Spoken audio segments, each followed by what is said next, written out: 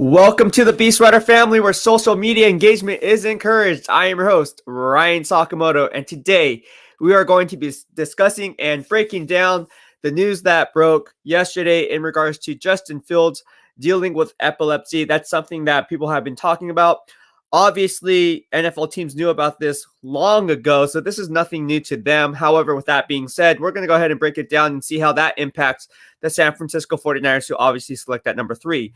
Before we go ahead and that, I just want to say thank you to each and every one of you for subscribing to my channel. Just be sure to turn on and flip on the bell notifications so you get notified when I go live or when I upload content. Also, looking at my analytics, I'm seeing about 43% of you guys are liking all my stuff, watching all my videos, but have yet to subscribe to my channel. So please do yourself a solid and subscribe, because if you don't, you'll be entered for our Family Friday giveaways. Every 2:30 p.m. on our live stream, we run giveaways. So we are giving away these 2 49ers masks, complete with the NFL licensing logo on it.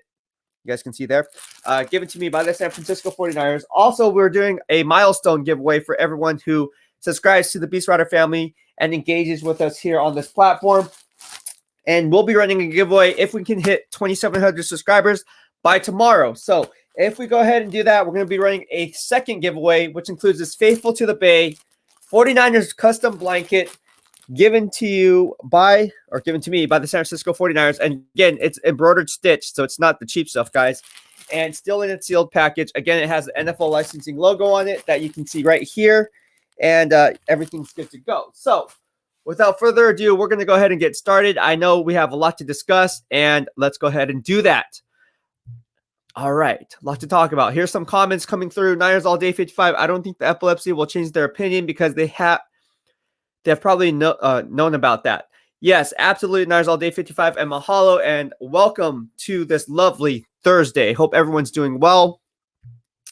49ers Ultimate Report. John Day says, "Sup, Beast? I hope you're doing well." I am doing well. For those who don't know, I just got my first vaccination at Levi Stadium, obviously. And to be honest with you, my arm started to feel sore. I have a high tolerance for pain. Not like saying I'm a tough guy, but just for those who don't know, a pretty high tolerance for pain. I mean, it's not the toughest, but it's pretty high up there on the Richter scale. However, it did start to sore up, like soreness a little bit in the arm. And then also on top of that, it felt like someone was like grabbing your arm. It was like constricting it. So the crazy guy that I am, I was like, okay, well, I'm going to hit the gym, because as each hour passes, I'm not going to be able to hit the gym because I probably will have a dead arm. Hit the gym, had a good workout, and I'm doing well. I was a little fatigued yesterday, to be honest with you. The side effects were basically muscle soreness, a little bit of weakness. I didn't feel any, I didn't feel any dizziness or I didn't feel nauseated in any reason, but I did feel kind of sore and tired. So that's why I didn't do a podcast yesterday. And I'm back today, so I'm happy to be back right now. Thank you so much for thinking of me, though. I appreciate it. Everyone, for your concerns, too. I saw the comments on YouTube. I will definitely get back to you guys. And Mahalo, thank you for the love. I appreciate it. 49ers Ultimate Report says, also, what do you think of Rich Rising hearing, yes, Lance is the pick? Is it possible or just a news story? No, it could definitely be the pick. Ultimately, it's going to come to Justin Fields or Trey Lance, but it's not Mac Jones. That's why when the news broke, that people were saying, oh, it's Mac Jones. The national media, Ian Rapp, everybody was saying Mac Jones, Mac Jones. And I was like, nah, I'm going to hop in the live stream right now and downplay that. Say it's not going to be Mac Jones. Ultimately, it's going to be a dual threat quarterback, Justin Fields, or in this case, Trey Lance. So it's going to be one of those two guys. That's not going to change that line of thinking. Again, heads will roll if it's Mac Jones. You don't select a quarterback that's similar to Jimmy Garoppolo, a pure pocket passer. You want a quarterback that can open up the playbook. Plain and simple as that. We talked to Mike Schumann about it, who obviously played under the West Coast offense under Bill Walsh. We talked to Dylan Farrell, who also played in the West Coast offense. We also talked to a lot of these different analysts and players and so forth, and their input, right? So just don't take my word for it, but look at the people who are actually in it, who are actually in the game, who actually know what they're talking about, right? Outside of my opinion, it's just an opinion. Unfortunately, not unfortunately, but good. Fortunately, not unfortunately, but fortunately, it's backed up by analytics and it's backed up by people who actually were in the know, right? So it's real possibility that Lance is the pick. Ultimately, it's going to come down to Justin Fields or Trey Lance. So rest assured, I said since day one here in the BEASTwriter family, you guys know this here in the BEASTwriter family. If you guys subscribe to my channel, it's not Mac Jones. It never was. And people were like, oh, well, what do you know, Mac Jones? It's Mac Jones. Everyone's saying it. I was like, okay, cool. Time will tell. Mr. TNA 2005 from Romania says, I do not know about others, but I have zero worries about Justin Fields' illness to impact his NFL career. Absolutely. And this is something that Ryan Day said. For those who don't know Ryan Day was with the 49ers during my tenure as one of the team's beat writers. We have a good rapport with each other. And this is what he tweeted out.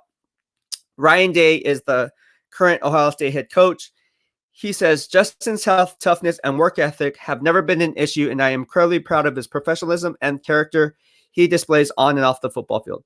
The fact that he never missed a game at Ohio State speaks volumes about how he takes care of himself. Interesting to point that out, right? So, again, it goes back to what is going on with all the news that is breaking. It's nothing new here, and the way everything's trending and everything else, it looks like it's all good. The arrow's still looking up for Justin Fields. Now, where is he going to get drafted? That remains to be seen, but he will be drafted by a team in the near future. And people have him sliding. I don't know why he's going to be sliding. I don't think he's going to be sliding, but hey, anything can happen on draft day, right?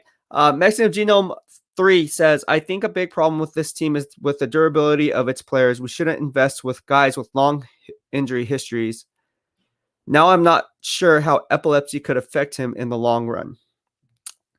Unfortunately, like I said, epilepsy, it would be a good, clean, fresh slate bill of health if he didn't have epilepsy in his medical records. Unfortunately, it is. However, it hasn't been a problem, and we're starting to nitpick little different things as we get closer to the draft. I mean, you can nitpick all you want, but at the end of the day, if the guy can play, the guy can play. And if, like for me, I have ADHD. I'm diagnosed with attention deficit hyper disorder, right? So it's different from ADD. So did that affect me playing competitive sports back in high school or college? No, it did not.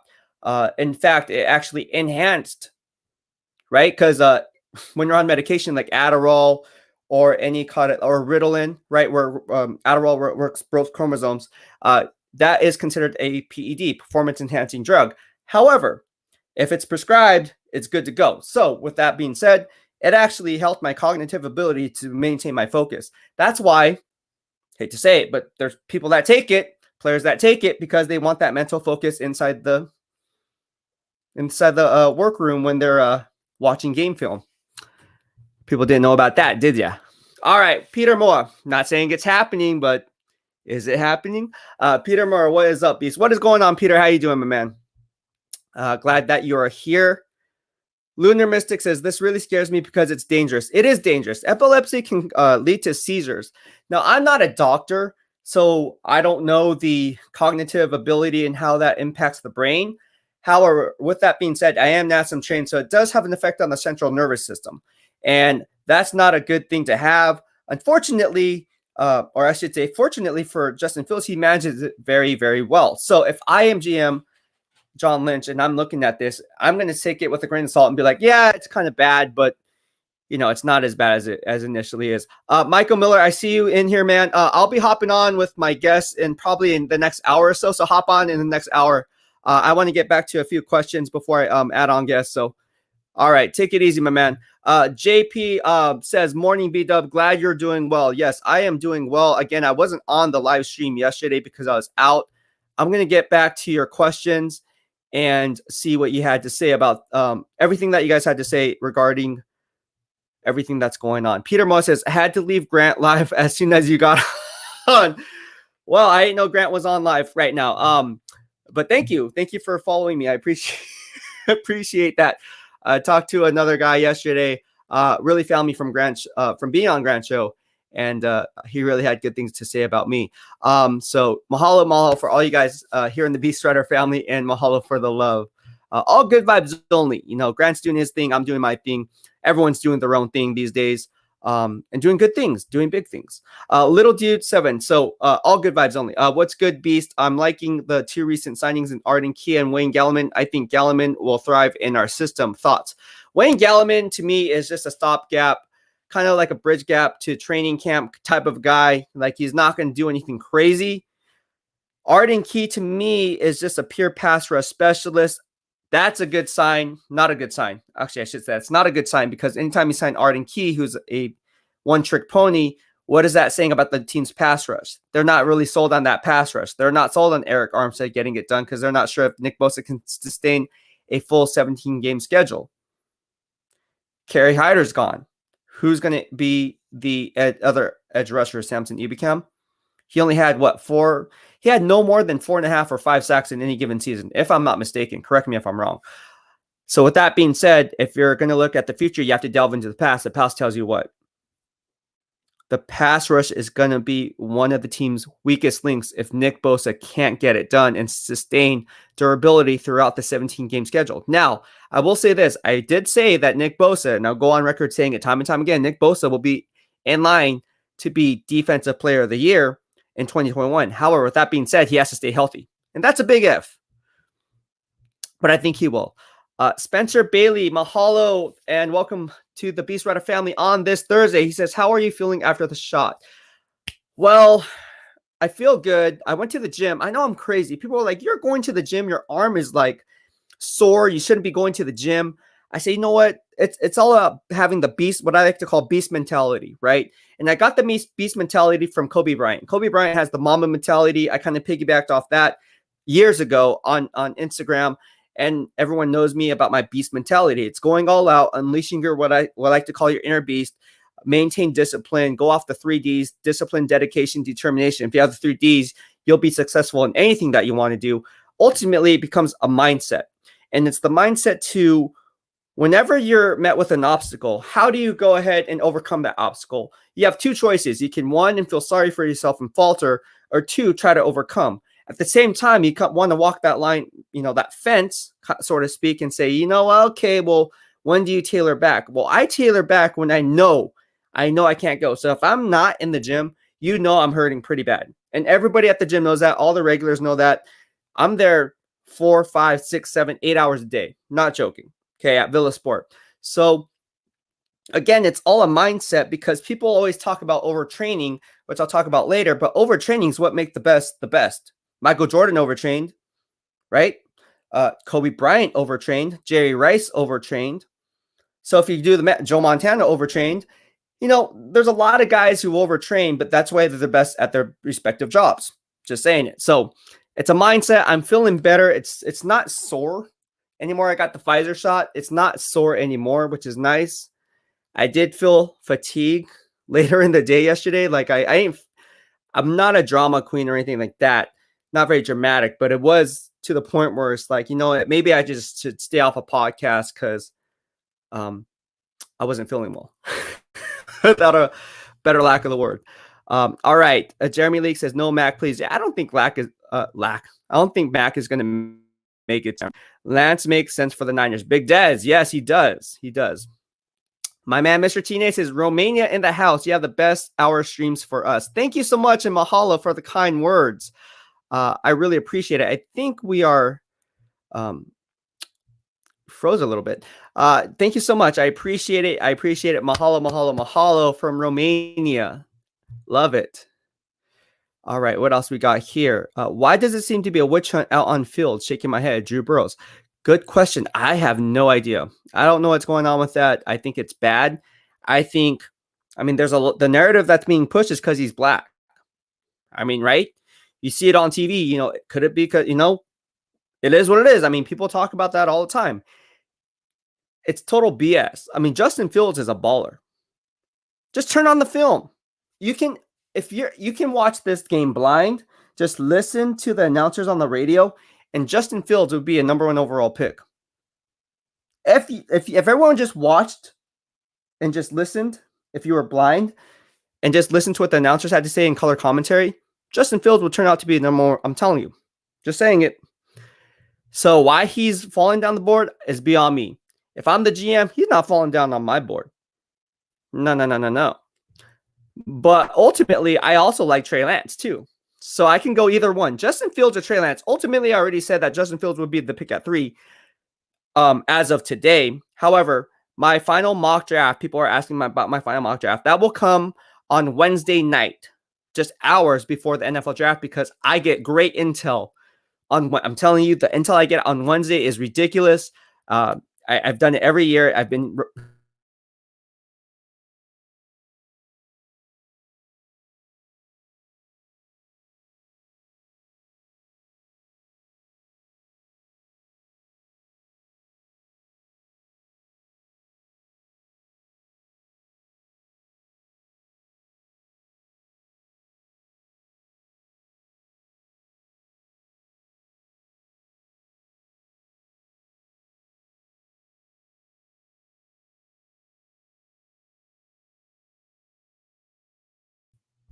All right. Hopefully you guys can see me. Was there like an audio out or something like that? There's something wrong with the audio.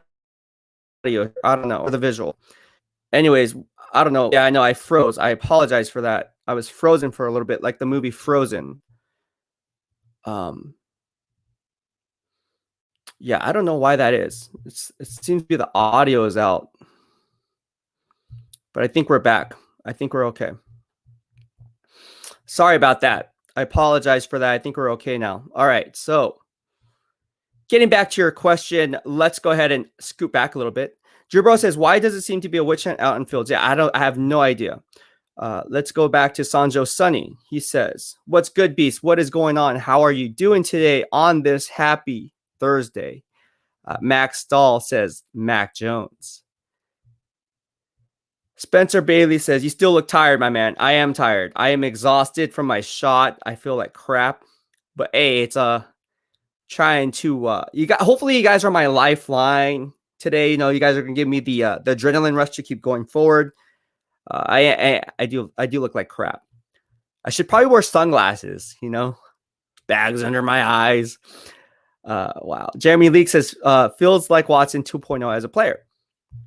My man, John Zach. Hey, Beast. What's up, brother? What is up? Mahalo, my man.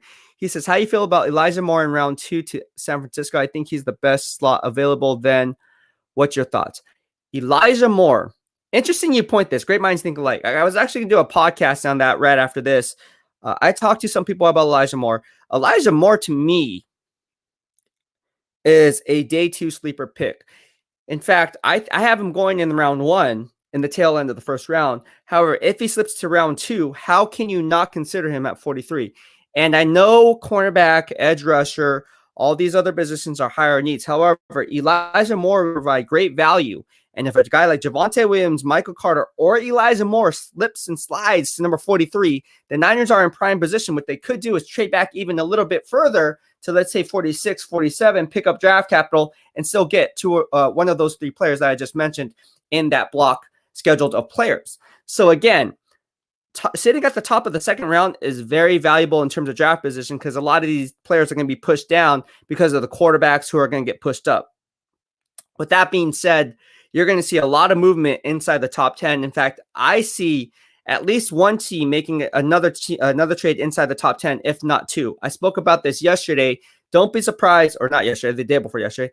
Denver Broncos are one team who I think can move up logically from number 9 to number 6 with the Miami Dolphins, and then they can go up and get the quarterback of their choice.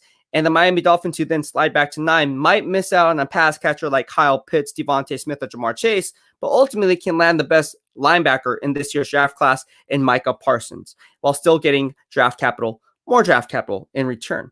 Also, Washington, they can also make a play too. So don't count them out and trying to move up and tackle a quarterback, because Ron Rivera obviously knows that he needs a quarterback to groom. Obviously, we know what the team did getting that veteran quarterback. I believe it was like Ryan Fitzpatrick, right? If I'm not mistaken. So with that being said, you go ahead and then you double down on those gains. You let that new quarterback time to groom, right? You don't have to play him right away because Washington is a borderline playoff team anyways, and you can win and have proven to win with a player like Ryan Fitzpatrick there. You obviously got Curtis Samuel. So the pieces are in place for this young quarterback to thrive. However, you're not rushing him into a situation that you're putting him into a compromised position. So that goes with any quarterback. That's why Jimmy Garoppolo is going to be there for one more year, because that quarterback that's coming in is going to be sitting anyways. Doesn't matter who it is, Trey Lance, Mac Jones, or Justin Fields. That quarterback's going to sit for at least the first 4, 5, 6 games, at least. So it doesn't matter where these quarterbacks are being taken. They're going to be sitting anyways. And I like Elijah Moore. Getting back to Elijah Moore, I like Elijah Moore, man. The guy is shifty. He's a slot receiver. He wins on all 3 levels. He's very fast and comes clean at the top of his route, coming off his stem. That's just something that's very important in my grading system, in my valuation process. I also like how he has a big catch radius for a guy his size. He's not the tallest guy. He's only around 175, 180 pounds. With that being said, the guy has functional strength to really gain separation at the top of his route. That's something that you don't see very often from college players. A lot of these college players don't even run the full route tree. So you saw it last year with Denzel Mims, right? Everyone's talking about Denzel Mims. Well, he's just a fly, go, vertical route, deep threat between the 20s. Elijah Moore can win on all three levels. He's very tough going across the middle, and he's not afraid. He doesn't have alligator hands or arms, as you would say, and he will take the big hit and not afraid to also initiate the contact, getting extra valuable yards after the catch. All right, so we have some thank you so much, Robert Watson. I see you. Mahalo for the super sticker and super chat. If you guys are wondering what a super chat and super sticker is, this is what it is. Thank you so much. And mahalo, Robert Watson, our first BEASTwriter family giveaway winner all time. Number one, my man, Tony Nagatani. This is my man. Talked to him last night. What are your thoughts? Thank you, mahalo, for the love. What are your thoughts on Carlos Basham? I like Carlos Basham. I'm not sure if you saw my top 5 Senior Bowl prospects to watch in my pre-Senior Bowl analysis. I listed 5 players and 5 players only, as I do every single year. Carlos Basham was one of those players. Another one was Quincy Roche, who I actually like, from University of Miami. Still high on Quincy Roche. Quincy Roche, Carlos Basham, like both those players. I think both those players would be best suited. When it comes to Quincy Roche, he can be a 4-3 defensive end or a 3-4 standing outside linebacker. He is a pass rush specialist and will need some help in run support. However, he does have the functional strength to go ahead and get it done. With Carlos Basham can, in my opinion, is better suited for a 4-3 defensive tackle position, not a 4-3 defensive end position. I think he's more of an interior defensive lineman in a 4-3 front. However, if you asked him to play in a 34 base defense, playing in that defensive end position, he can definitely do that as well. But ultimately, it comes down to this. With Carlos Basham, he's strong at the point of attack. He's very fundamentally sound. He won't hurt you. He plays with sound leverage, and he knows his run fits. That's something that you really don't need to coach up when it comes to Carlos Basham's game. What it comes down with Carlos Basham is his ability to be consistent at the point of attack. And I think he'll be able to clean those things up as he learns the NFL game, and with a new NFL coaching staff in place, they can really coach him up to be a nice, solid piece. Now, Carlos Basham, not too many people are talking about. I like how you're bringing him up. Carlos Basham, to me, on my current big board, let me just bring up my big board right now, because we're talking about all 2021 NFL players, right, in this draft, and I cover all 32 teams, so let's go ahead and talk about that. Carlos Basham currently ranks as my 5th defensive end. Now I see him more as a defensive tackle. Now, people who say he's not because he's 6'3", 274, well, you can bulk him up to 285 range and kind of use him as a way, like, not saying he's going to be the next Justin Smith, but what I'm saying is you can kind of, if you're playing a 4-3 over or a 4-3 under, you can use Carlos Basham and plug him in, add 10 pounds to his frame where he's not jeopardizing speed, because the guy ran a 4.64 40-yard dash, is really good. He also had a 7.133 cone drill, which is excellent, which is in line to Khalil Mack, who ran a 7.08. When you take that into account, you want to take it a step further and say, okay, how much weight can I put on with this guy where he doesn't lose functional strength, and we can kick him inside, and he will really shine is being kicked inside as opposed to being an outside edge rusher, because unfortunately in a 4-3 defensive end scheme, I don't see the speed, I don't see the quickness to win consistently, because his get off is what I'm worried about. However, if you kick him inside, he'd be a nice play. And let's just go down the numbers, right? He had 21 reps on the bench press. I mean, that's pretty good. Again, see, you wouldn't want him on the outside on the edge, because, you know, when he put 20 reps on the bench press. That's worse. 34-inch vertical jump, 122-inch broad jump, which is pretty good. And yeah, 4.25 short shuttle. Not bad. Not bad. That's actually pretty quick. So that's why you think you take his advantage of his lateral agility, kicking him inside in a 4-3 base defense. I don't see him in a 34-man front. Look for Carlos Basham to be drafted by a 4-3 team.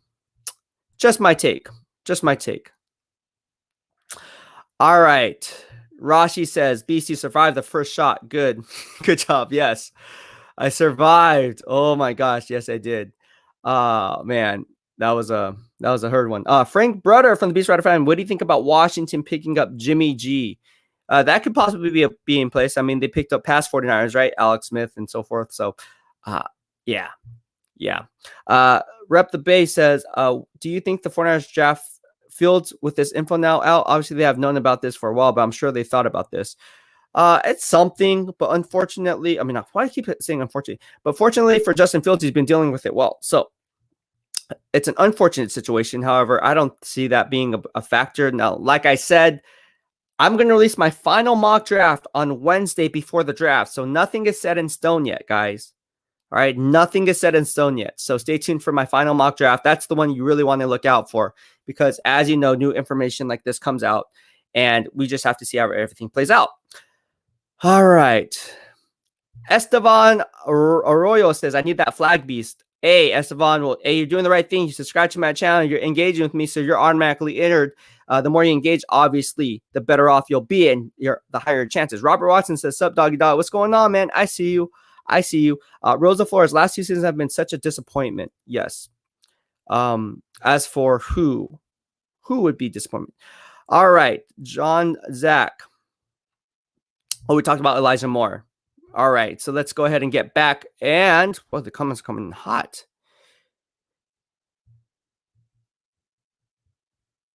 All right.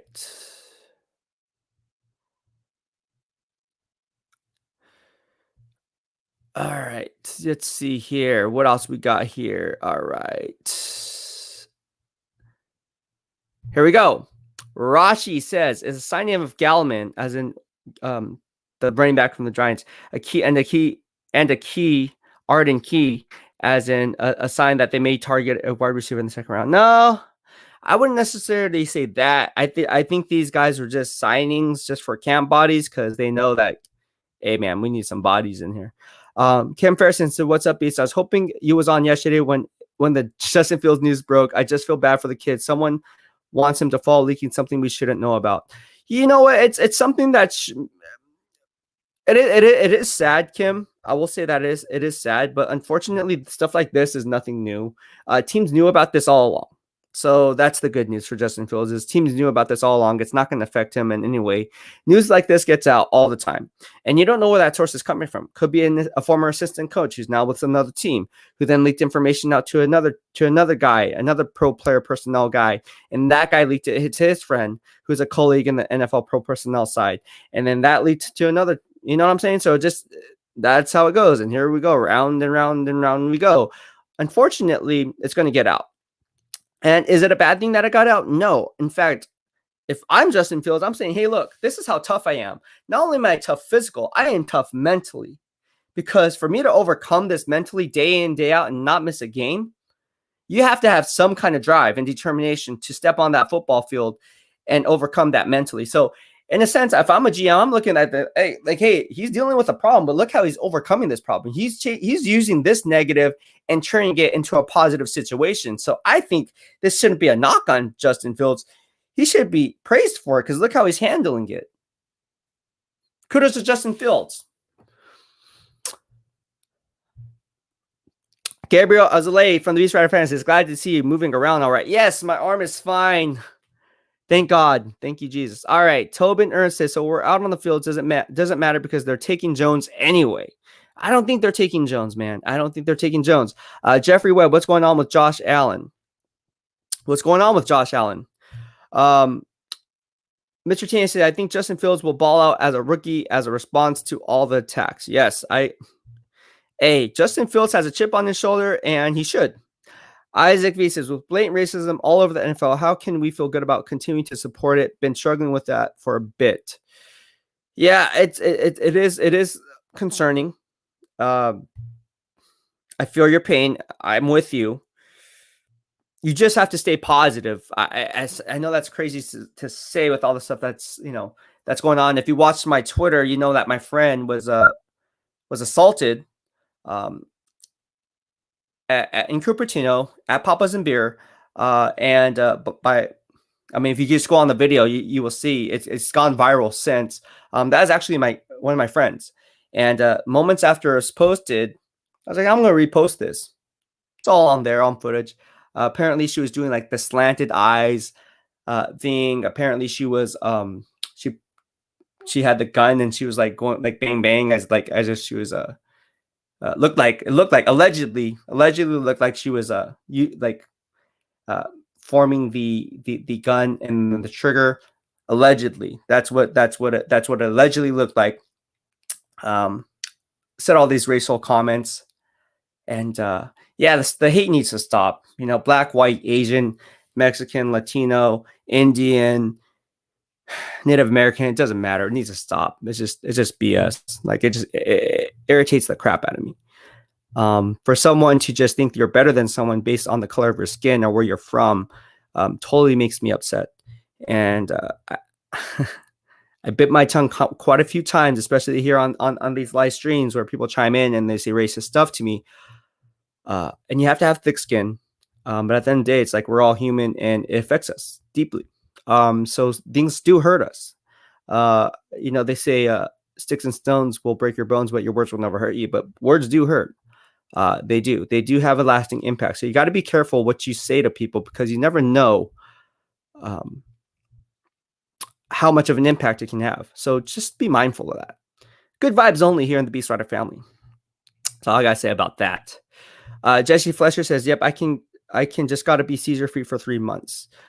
So Jesse, you have, do you have epilepsy or are you just, I'm catching us on the wrong thing here. All right. Rachi says the sign of Galman Arniki is silent. Oh no, we already answered that one. Let's go on. Let's see here. All right. Spencer Bailey says, thank you for calling out why Justin Fields is getting hate. Yes, he's getting hate for the wrong reasons. Jesse Flay says, what color is Pat Mahomes, Lamar Jackson, and Russell Wilson? Okay. Let's see what else we got here.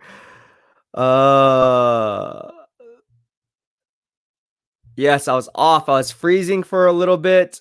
I was freezing. Forrest Ultimate Report says, you need a day off. Yes, I did have a day off, but I'm back in town, man. I'm back. For me, Fields as a leader and mental toughness is Cam Newton Jr. very good. Yes, I like his toughness, man. You can't question the quarterback's toughness, man. If a guy's tough and he's your quarterback, you're going to die for that guy. Just plain and simple. Jesse Fletcher says, I hope Lance falls to my Vikings. So we have a Minnesota Vikings fan. Jesse Fletcher says, I hope Lance falls to my Vikings. Rick Spielman is not one to really, I shouldn't say that because he does make power play moves. Let's go ahead and look at his track record. I cover all 32 teams. Let's talk about the Vikings, right? Because no one's talking about the Vikings moving up for a quarterback.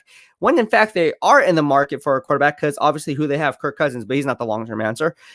Let's go, since Rick Spielman became the team's GM, he has traded up in the first round 1, 2, 3, 4 times. 4 times in the first round, he has traded up. And since of those first round picks, 1, 2, 3, 4, 5, 6, 7, 8, 9, 10, 11, 12. Of his 13 first round picks that he's drafted, only one was a quarterback, and that was Teddy Bridgewater, drafted number 32 overall. When the team traded up, they had a private workout with him as well as a pre-draft visit. See, I take my notes. I do all the research, and I also talk to people, obviously.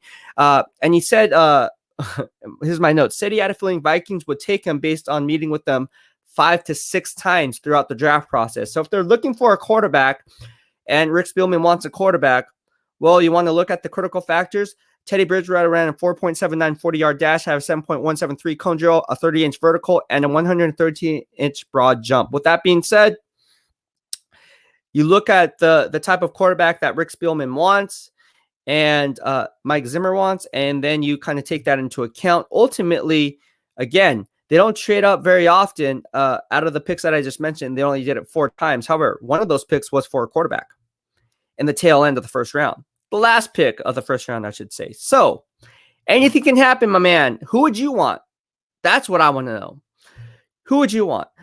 That would be an interesting question to hear from a Vikings fan's perspective on who do you want here in the BEASTwriter family. And mahalo and welcome to the BEASTwriter family, man. We all 32 fan bases mocked into one. I love it. I love it. And I am going to do a live stream for those who don't know. I am doing a live stream on draft day. So I'm excited. It's my first live stream ever here in the BEASTwriter family podcast show. I'm going to have my TV set up here.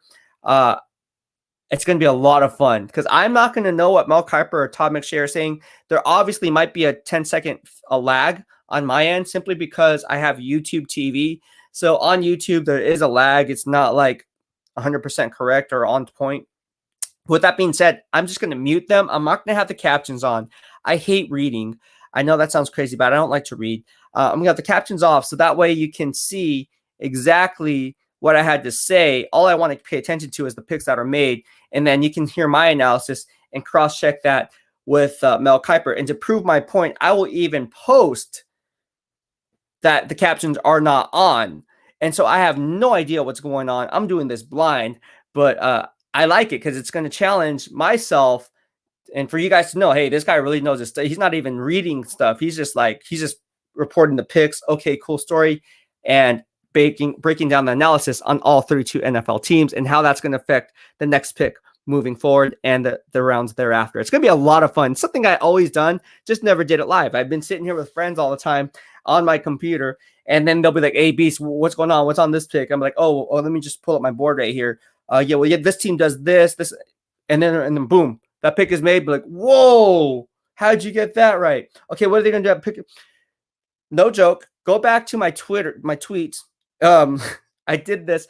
I thought the Niners were going to select Chris Jones in the second round at the exact selection that they were picking. Ultimately, the Chiefs got him at that pick and not the Niners. So I'm telling you, everything's posted on social media. You can't say you didn't say it or you did say it. It's all on there. All right. Spencer Bailey, mahalo for the super chat and super sticker. I really appreciate it. Thank you. And I wouldn't be here without you. So thank you so much for that. He says, do we combine our second and third to move up for a pass rusher? Who could we get if that happened? Thanks in advance. I got to be quite honest with you, Spencer. I am not high on any of these edge rushers. I am not. So I would not, if I was GM John Lynch, I would not trade my second or third round pick to move up back into the tail end of the first round for a pass rusher. This pass rush class is weak sauce at best. I hate to say that. However, if John Lynch is dumb enough to go ahead, I shouldn't say dumb enough because some of you guys like this move. If he was to make this move, which I totally disagree with, but if he was to make this move, and let's say that the trade was made and they moved up in the tail end of the first round, logically we have to look at who would be there, right? We don't know how the draft is going to play out. So only this move was made as it pertains to picks number after, I would say after 24 or after 25, then this trade would actually take place. Because again, if you're John Lynch, you want to see how the draft board falls, look at your value board and see, okay, well, how many of these players can we actually get at the pick that we're selecting? So with that being said, when we're on the clock, if this 2-for-1 trade was made, would they trade 2 and a 3 for to climb back up in the first round for a edge rusher? I think that would be a reach. But however, if they went ahead and made that move, and I know this sounds crazy because based on my mock draft, I know people are thinking Kwity Paye is gonna be there in the top 15 based on his intangibles. But hey, the guy hasn't produced any sacks. You go on film. If you just go on film, you're just going based on raw talent instead of film. So he could slide. Now is he going to slide outside of the first round? That's fool's gold. I don't think that's going to happen. But could he slide to the tail end of the first round? Absolutely. If I'm going to trade all that, I want to get, at least a sure thing in return. So if Kwity Paye is sitting there, he's not a sure thing. He's probably the highest boom or bust prospect, kind of like what Rashawn Gary was when he came out of Michigan, right? So it's interesting how these players get pushed up the board. Now, Rashawn Gary is now coming into his own in the second half of the last season. But with that being said, he was a workout warrior. People said, oh, he's going to measure off the charts. He did. And that's why he was drafted where he was. But, it comes down to this. I'm looking at my board. And again, if Kwity Paye is sitting there, I would say Kwity Paye. Or if Jalen Phillips falls, which I don't see that happening, he's going to go in the top 20. So there's only one or two guys. And that's either Kwity Paye or Jalen Phillips. But both those guys, I mean, Gregory Rousseau could be a guy who can fall in the tail end of the first round, early in the second round. Those are the three guys that I would target. But unfortunately, I wouldn't make any of those moves if I was the 49ers GM. I would rather sit tight and then just take the best player available at number 43. And if one of those edge rushers happens to fall, then I'm in a good position because I can go cornerback and get a guy like Asante Samuel who can play the slot. I can also go and select a running back like Javonte Williams or Michael Carter, or I can go in another direction. And if I wanted to go edge rusher, I can go ahead and take one of those block tier of players. But thank you so much, and mahalo for your question. Happy Thursday. Pat Ramsey said, as someone with epilepsy, well, first of all, I hope you're doing well, Pam, and thank you and welcome to the BEASTwriter family, where social media engagement is encouraged. She says, I see a lot of judgment if removing him. There are so many people that live with this disability as normal as everyone else does. Now, if his safety is jeopardized, that just changes the situation, but to exclude him without a doctor's safety evaluation is unfair. Thank you so much for your analysis and your feedback. Before you do that, I want to say I hope you're doing well, and it sounds like you're a very strong woman and you're dealing with it very well. So mahalo to you. And here in the BEASTwriter family, we encourage what's the word I'm looking for? Encourage everything, like in terms of like social media engagement. And here on Facebook, I think this is the first time, I don't know, you might have came on a few times in our live streams, but I think this is the first time that you actually chimed in. So this is very, very important. Hearing from someone as strong as you, Pam, to actually go on and say this, because you're actually dealing with this on a normal day-to-day basis. And for you to deal with this on a normal daily basis, and your words are very strong, respected, and I admire you for your courage to come out and say, hey, look, everyone, this is a bigger problem than what some people make it out to be, because there are people like you, Pam, who have been dealing with this on a day-to-day basis, and just because you're not in it doesn't mean it's not manageable, right? And you seem to be doing an excellent job at that. So I'm very impressed. Wow, I can't thank you enough for hopping onto the live stream and voicing your opinion on this, because again, you're dealing with it. It appears very, very well. And I can't, all I gotta say is my hat's off to you.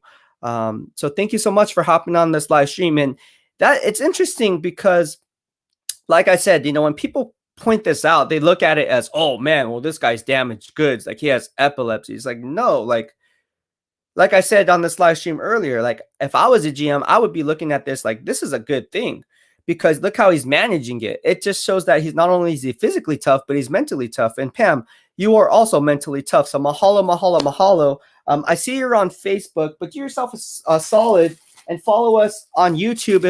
If you have a YouTube account, go ahead and open one so you'll be entered for our Family Friday giveaways. And this is what we're giving away tomorrow. So spread the word to all your family and friends. We do giveaways every week. This is nothing new. And we also run milestone giveaways. So this is what you give away for all who subscribe to my YouTube channel. So be sure to do that. And again, thank you so much for your question, or for your feedback, I should say.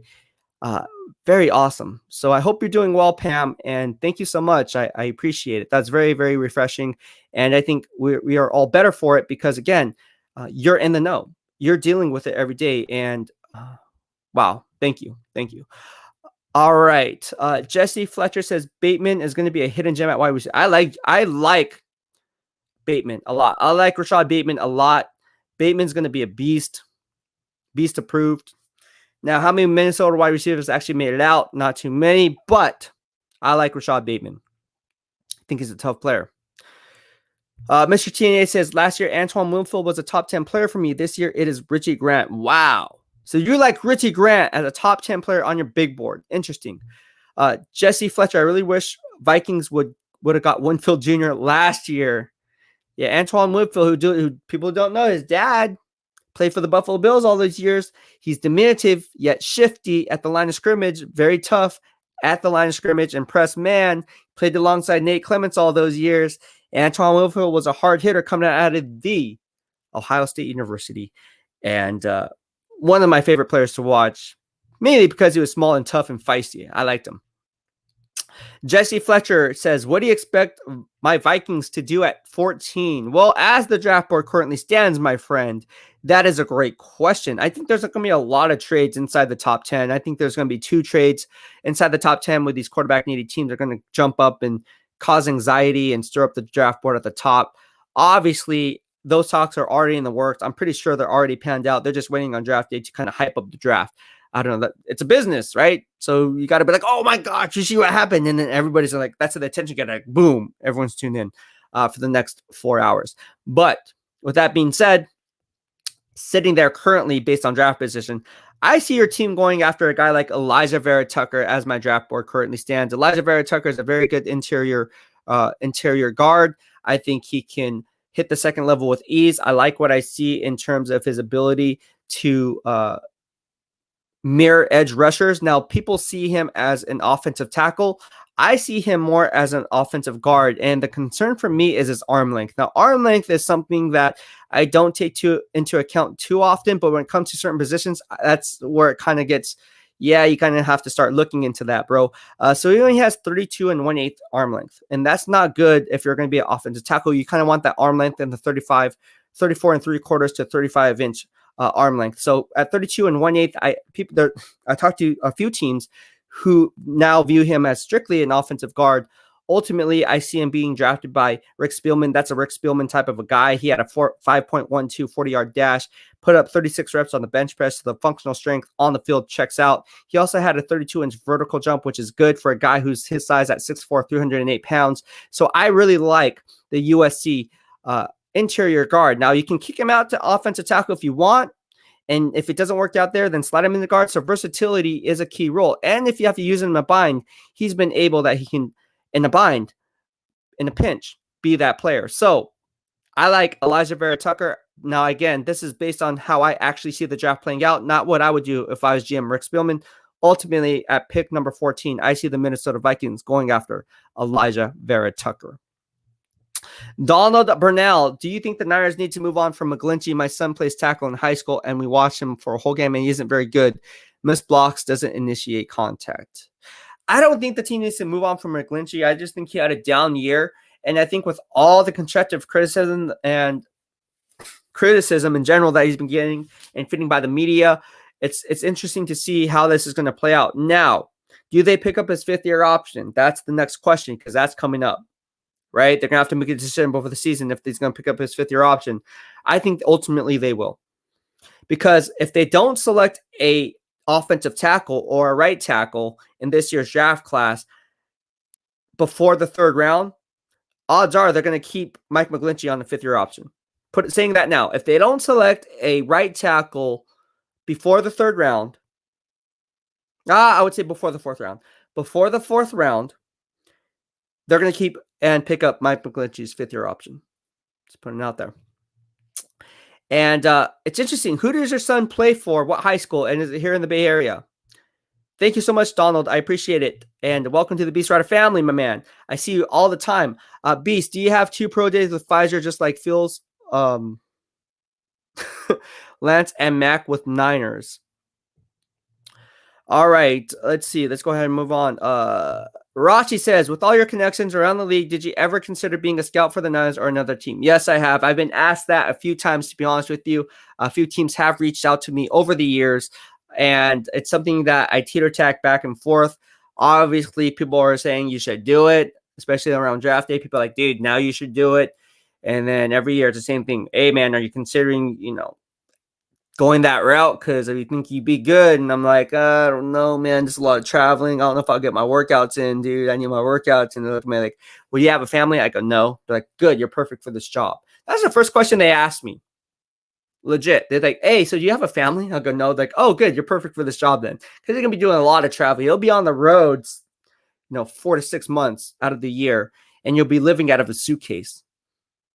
But you're good with people, Ryan. And you're good at what you do. You're good at scouting. I mean, we see your mock drafts. We see your draft evaluations. And, even without a computer screen in front of you, you talk to us like this.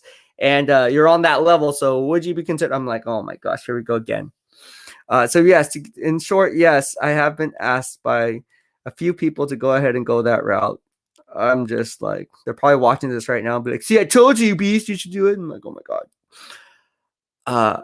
It's a lot of traveling, man. I'm telling you.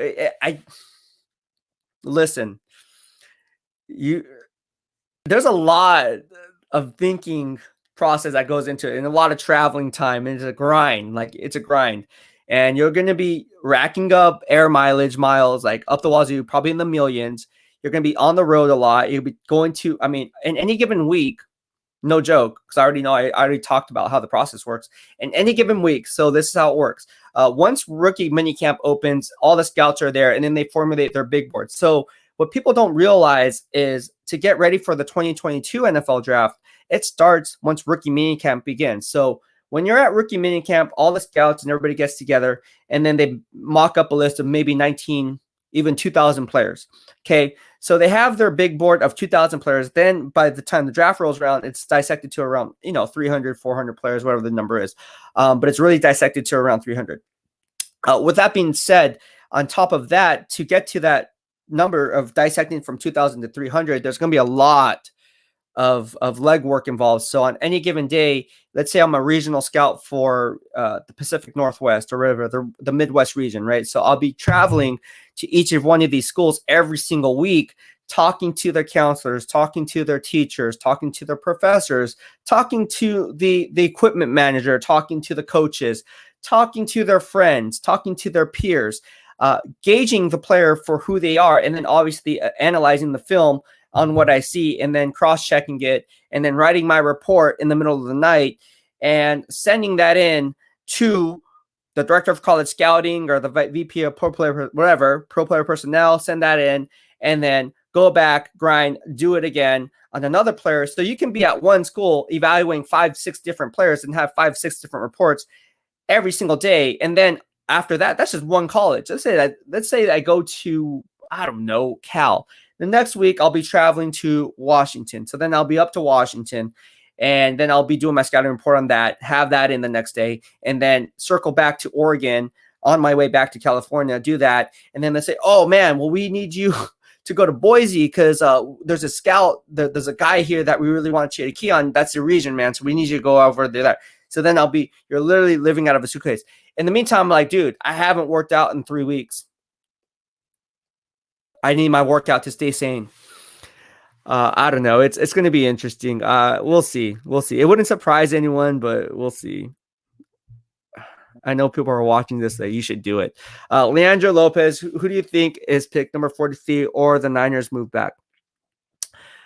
And it depends. So we're trying to play a situation that we really don't know. We have to see how the draft board currently falls. Now, if you were to ask me this question as I do in my live stream, because I'm going to be doing a live stream here on draft day.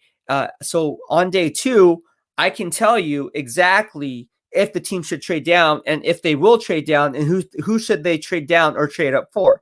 This is what's going to be fun about it, because I'm going to give you guys exact names, who they should draft, like I do on Twitter in real time over the years. And again, you can check everything I had to say there. And say, hey, they should just, oh man, they just got that guy. What an idiot. Now this team's going to get him. Boom, they get him. For instance, go back to last year. I said the Baltimore Ravens should get Raekwon Davis, who was ranked in my grading system as the best defensive tackle in last year's draft class. Ultimately, I believe he was picked up number 50.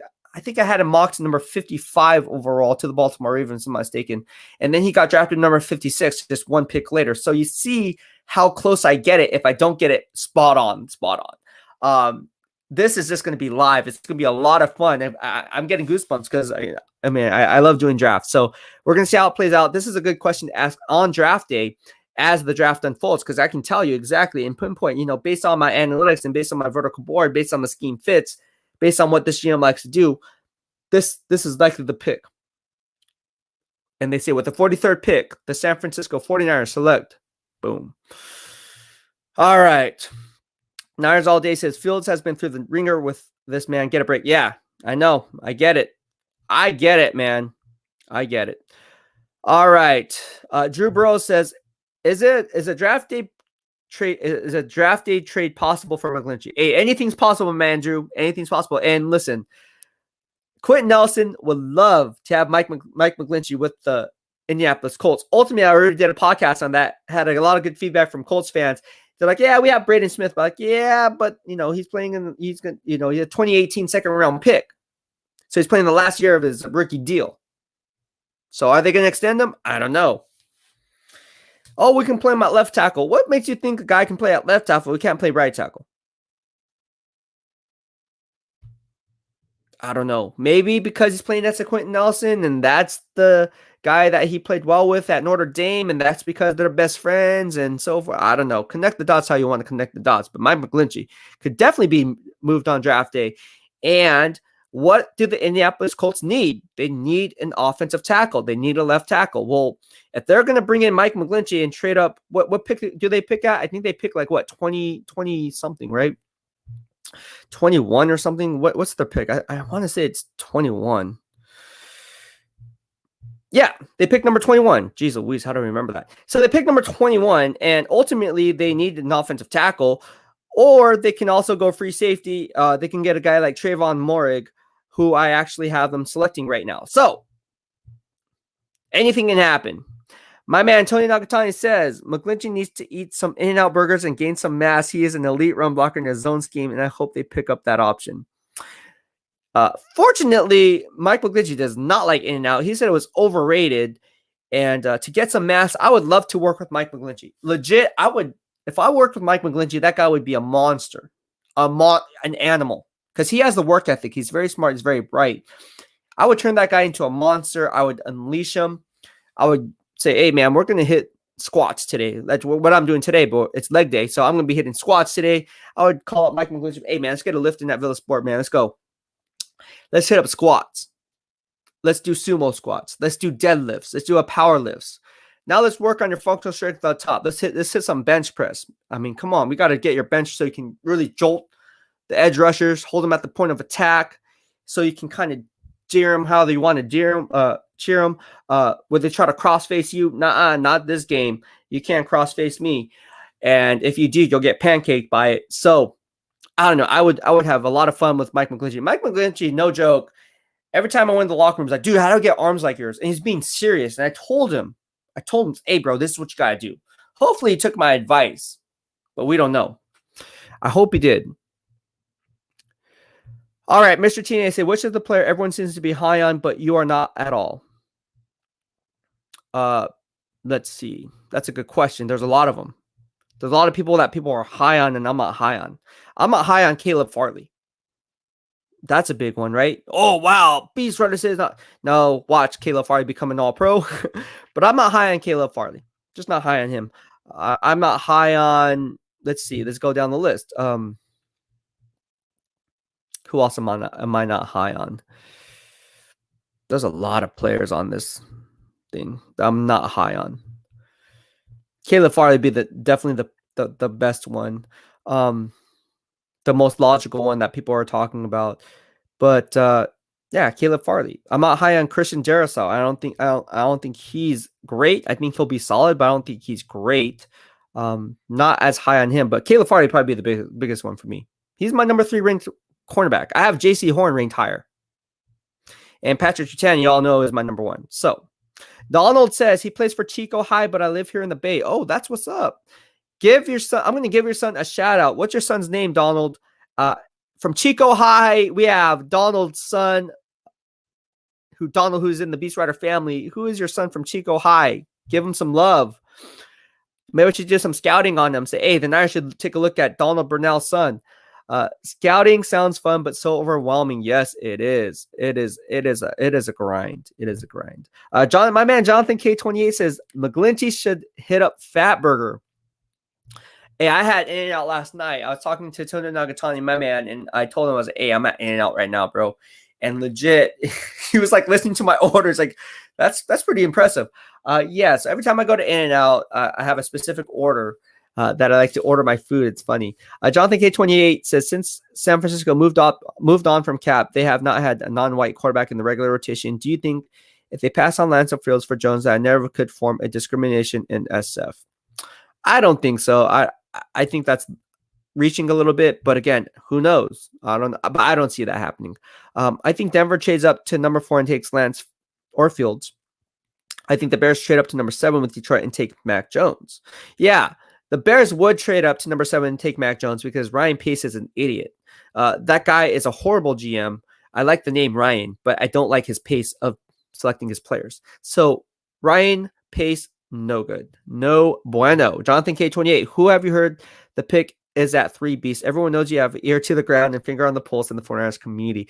Like I said, right now, today, it's Justin Fields or Trey Lance. Now, it's going to be interesting. I don't think it's going to be Mac Jones. Again, I'm saying it time and time again. I don't think it's Mac Jones. Everyone's saying it's Mac Jones. I don't think it's Mac Jones. Now, again, because I have a pulse on the team, things are going to trade. Things are going to change leading up to the draft. That's why on Wednesday, the day before the draft, and possibly the hours leading up to the draft, I might change my pick. But once the draft starts, my picks have already been made and they're already set in stone. So stay tuned for that. Again, that's why, like everyone, I have my phone on the charger right here because, you never know. Well, I just got something. Might report that later. You never know what you're going to get. So, all right, Jonathan K. told me the Friars would need to get to pick 26 to get Gregory Rousseau. He'll fall, but I don't see him getting by the Bills or Ravens. Jonathan K. 28 says, I keep hearing that the 49ers plan to package a grouping of picks again to the tail end of the first. Again, you heard anything about that, Beast? Yeah, that could happen. But again, what's the risk versus reward? If they were to jump back into the tail end of the first round, don't be surprised if it's for a running back like Javonte Williams or Michael Carter. I'm telling you, everyone's shying away from running back. Do not do it. Do not do it. I'm telling you. I'm told that the team loves their running backs in this draft class. I think it's a very deep class. Don't be surprised if their second round pick is a running back. Now, based on the board, how the board falls, Javonte Williams, Michael Carter, Najee Harris. Remember, Najee Harris said he was going to go 12. And people were like, oh, you're crazy. You're crazy to say that, Beast. Oh, my gosh. Like, why would you say that? No, no, no. And then Najee Harris goes on record and says, yeah, Beast was right. The Niners were – I thought the Niners were going to pick me at 12. I thought the Niners were going to pick me at 12 before they trade number 3. Don't be surprised if they go running back. Bill, my man Bill says you don't draft injured players in round 1. Very true. Very, very true.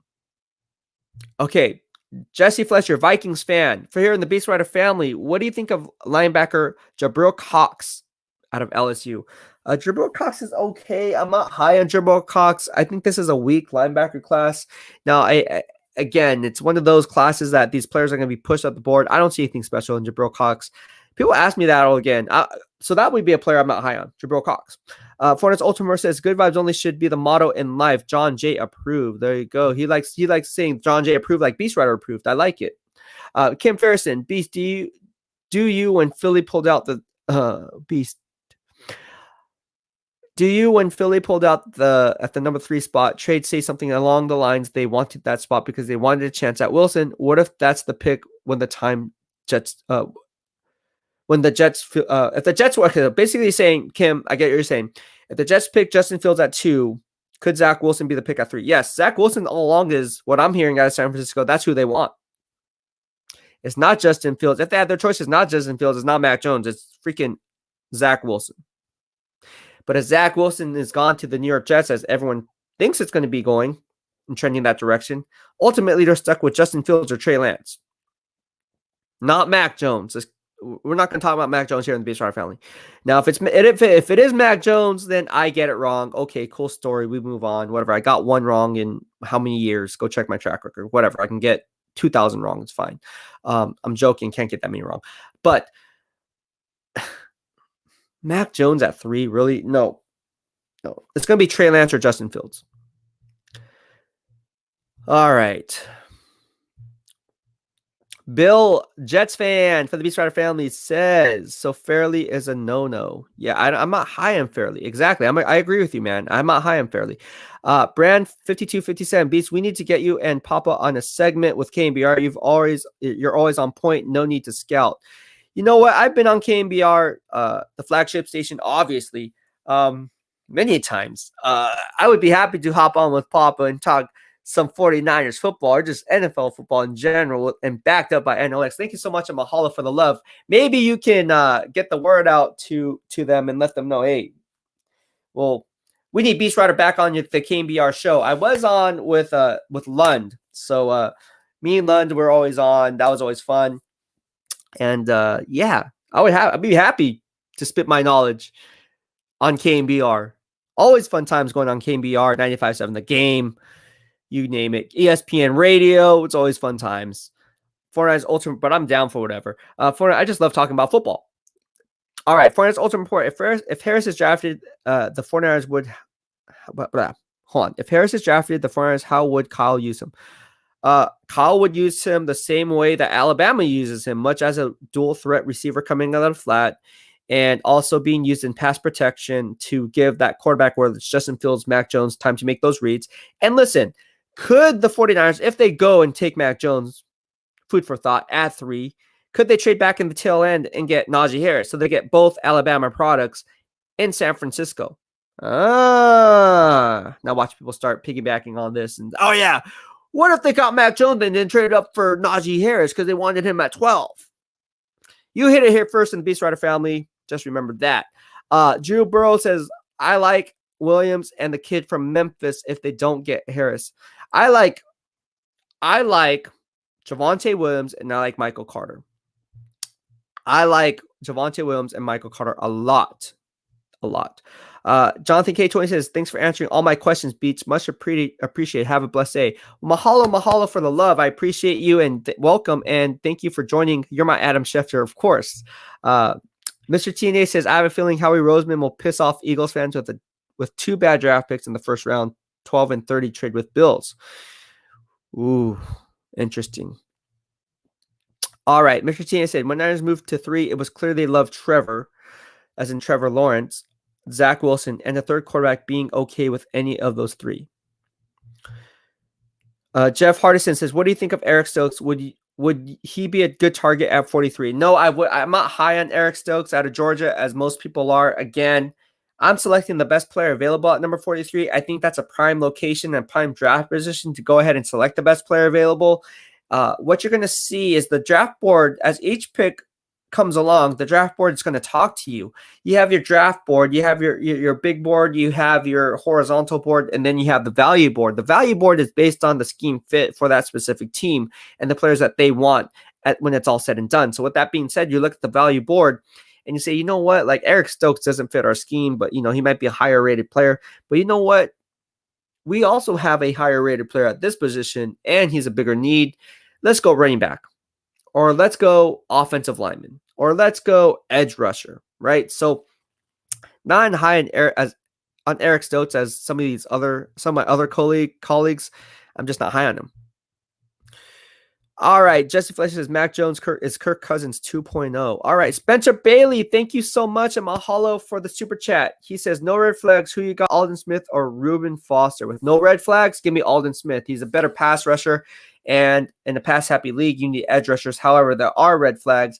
And when it comes to Alden Smith, he's in a lot of trouble, not just what you see on ESPN. Obviously, I have friends, very good friends, who are close with Alden Smith. And I've seen some stuff. I heard some stuff. I'm not going to report it, but let's just say this.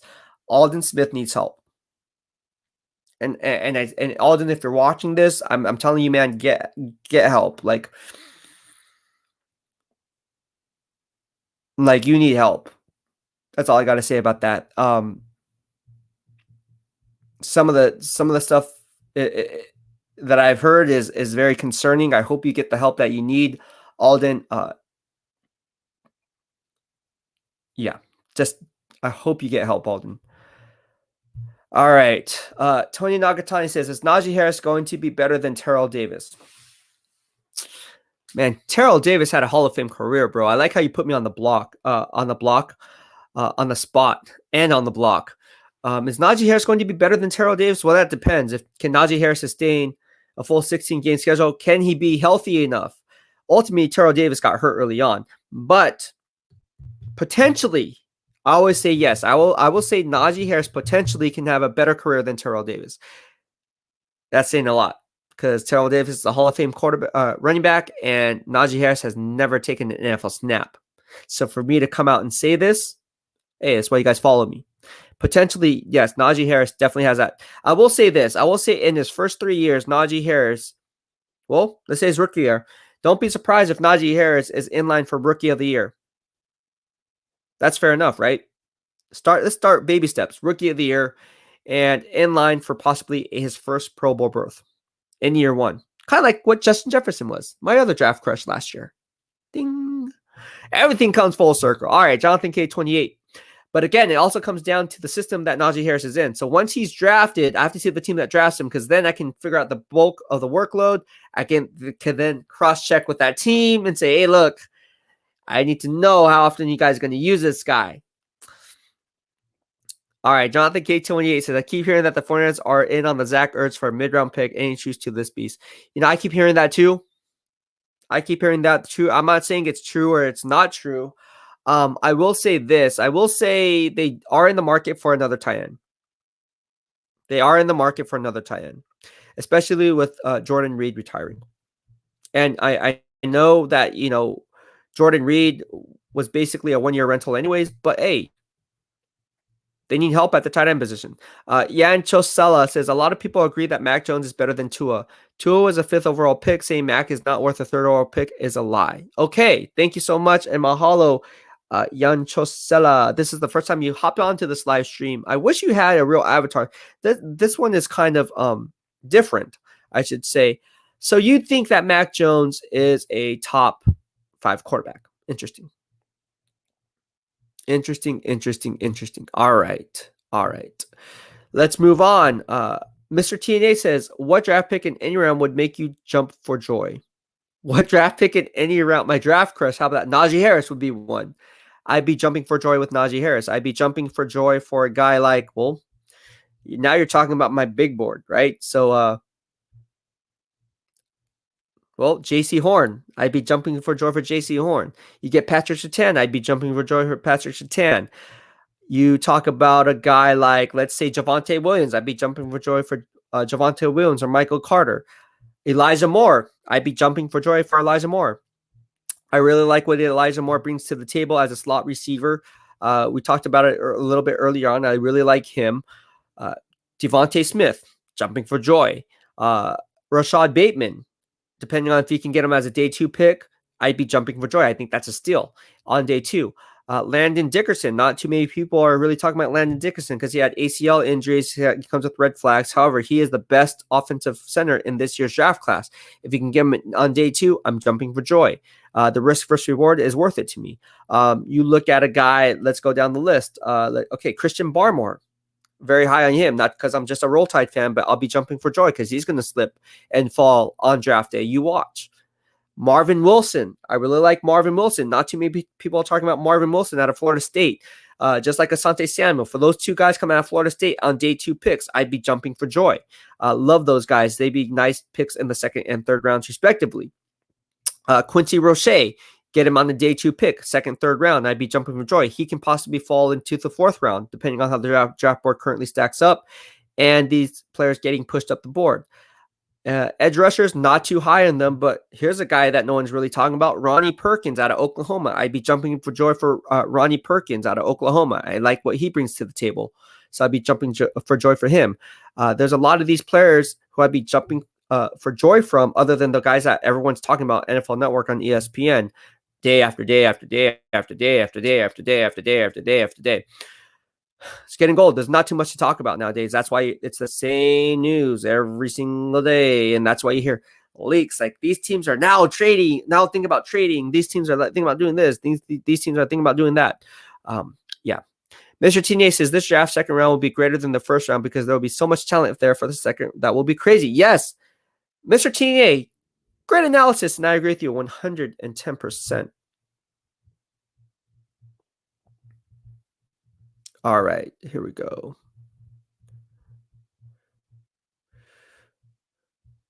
We got a lot of stuff here. All right, what do you think about Elijah Molden? He's my favorite cornerback in the draft, and will love to.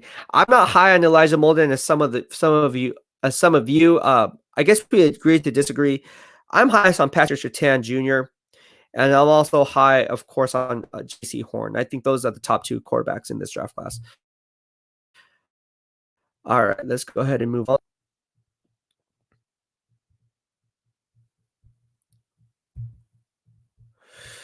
And my stream is like freezing. I have no idea why that's happening, but the stream seems to be freezing. So I apologize for that. All right, Tony Nakatani says, so sad. Alden was such a good player when he was young. I hope he ends up being a positive story in the end. And I think, man, I'm telling you, he has problems, man. Like I said, I have close, really good friends who are friends with him. He needs help. So Seahawks fan base, get your boy some help because he needs help. Like, help. Scott Henderson, Tremble would work in Shanahan's system. Is that a question? Thank you so much, Mahalo, Scott Henderson, for your question. I think that's a question. All right, so this is my stuff is freezing right now. All right, hold on. Think stuff is freezing. We're gonna have John Jay on here in a little bit. I see you, John Jay. If Jones' ceiling is Cousins, that's not good enough. What's Cousins done with amazing talent around him? All right, I think these are questions. All right, we're gonna have John Jay in here. Let's see if we can get him in here. What's up, What's Beast? up? Yep. How are you? I'm good. Just another day living. How are you doing? I'm doing fine, man. My feeling a lot better from the shot. So it was sore. I was a little bit tired. I was gonna hop on a podcast yesterday, and I said no, screw it, because yeah, I couldn't function, and I'm not gonna try to wing it. So Well, I decided that's great news. I mean, I went to the gym, which is crazy. And then I came back and just hit like a bag of bricks. Like it was just like gone. So I wasn't happy about that. But that's why I'm hopping on the live stream, because I don't know if it's gonna come and go. You don't know the future, right? So I was just like, shoot, I might just hop on this live stream earlier and see where it goes. But yeah, what's on your mind, my man? As we get closer and closer to the draft, like basically it's about a week, and the media, again, we had Justin Fields, but then we go back to Mac Jones. Yeah. And yesterday, I was on my own live stream because I'm doing a new show on my channel, which is a quick, just get the quick news out the way. And I don't know who told me about Justin Fields' epilepsy, and I was like, what? At first, I thought it was a joke, but when I looked it up, all I can say is I'm not a doctor, and Justin Fields, he played 22 college football games. It really didn't affect him. He got hit really hard in the Clemson game, and then he came back and still played. So, shows you the toughness of that kid. So I don't really think he's going to fall like some people on Twitter, which is funny. I love Twitter, even though I don't have a Twitter. I love Twitter and listening to people say ridiculous things. I know that's a little bit harsh to say, but Twitter is the voice. Twitter is not the voice. Twitter is just Twitter, dude. Twitter is just it's people who troll and people who try to outdo the other person. That's what Twitter is. That's exactly what Twitter is. It's like there's no substance to people's value of information. It's just who can put out information the quickest, who can start a conversation, and who could like debate. And it's really not this engagement. You're not seeing this face to face. So it's like, dude, they're hiding behind a computer screen and just talking ish. And then when you call them out on it, or not call them out on it, well, yeah, you are, because if they try to challenge you and then you come back with facts and they get really riled up, and then that's where they go get personal. And then it's just, that's why I'm on here. I'm tired of like having to monitor people like on my, like, it has nothing to do with me. They're just like commenting with each other. And it's like, oh my gosh, what is going on here? Bickering back and forth. But anyways, yeah. So I'm glad I'm on YouTube, because this is the way to go. And again, it's healthier. There's too much BS in this world, man. We don't need more drama. I don't know. That's my question. That's my thing. But anyways, Jonathan K28 had a question. Says Adrian Peterson saying that Najee is going to have a Derrick Henry impact on the league. Big expectations. What do you think, Beast? Well, that was my comparison. I was the first one to put that out. That my comparison to Najee Harris was Derrick Henry, and I put that out there. So if you just YouTube search BEASTwriter Najee Harris, you'll see all my podcast episodes on Najee Harris and my comparisons on who I thought Najee Harris was, and I said Derrick Henry. Everything gets timestamped, my man. So yeah, I was the first one to put that out there, and then everyone piggybacked on it. But getting back to your question, or thoughts, what's on your mind, man? What else do you want to discuss?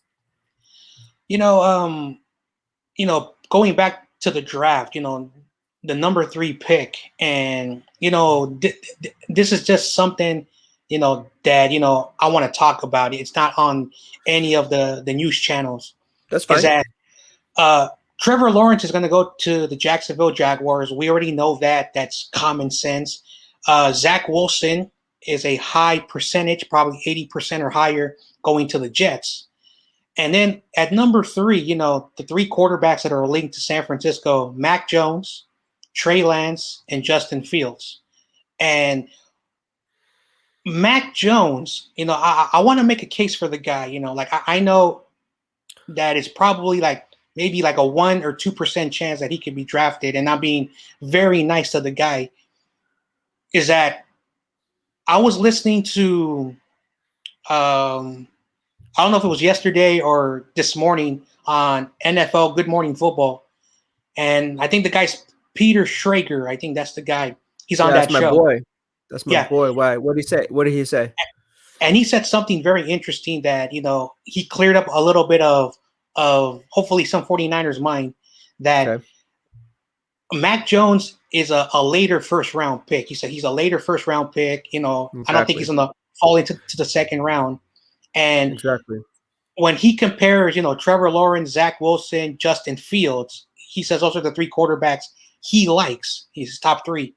And he's saying that this narrative of why, and he said that Kyle Shanahan, does not like quarterbacks that go off script.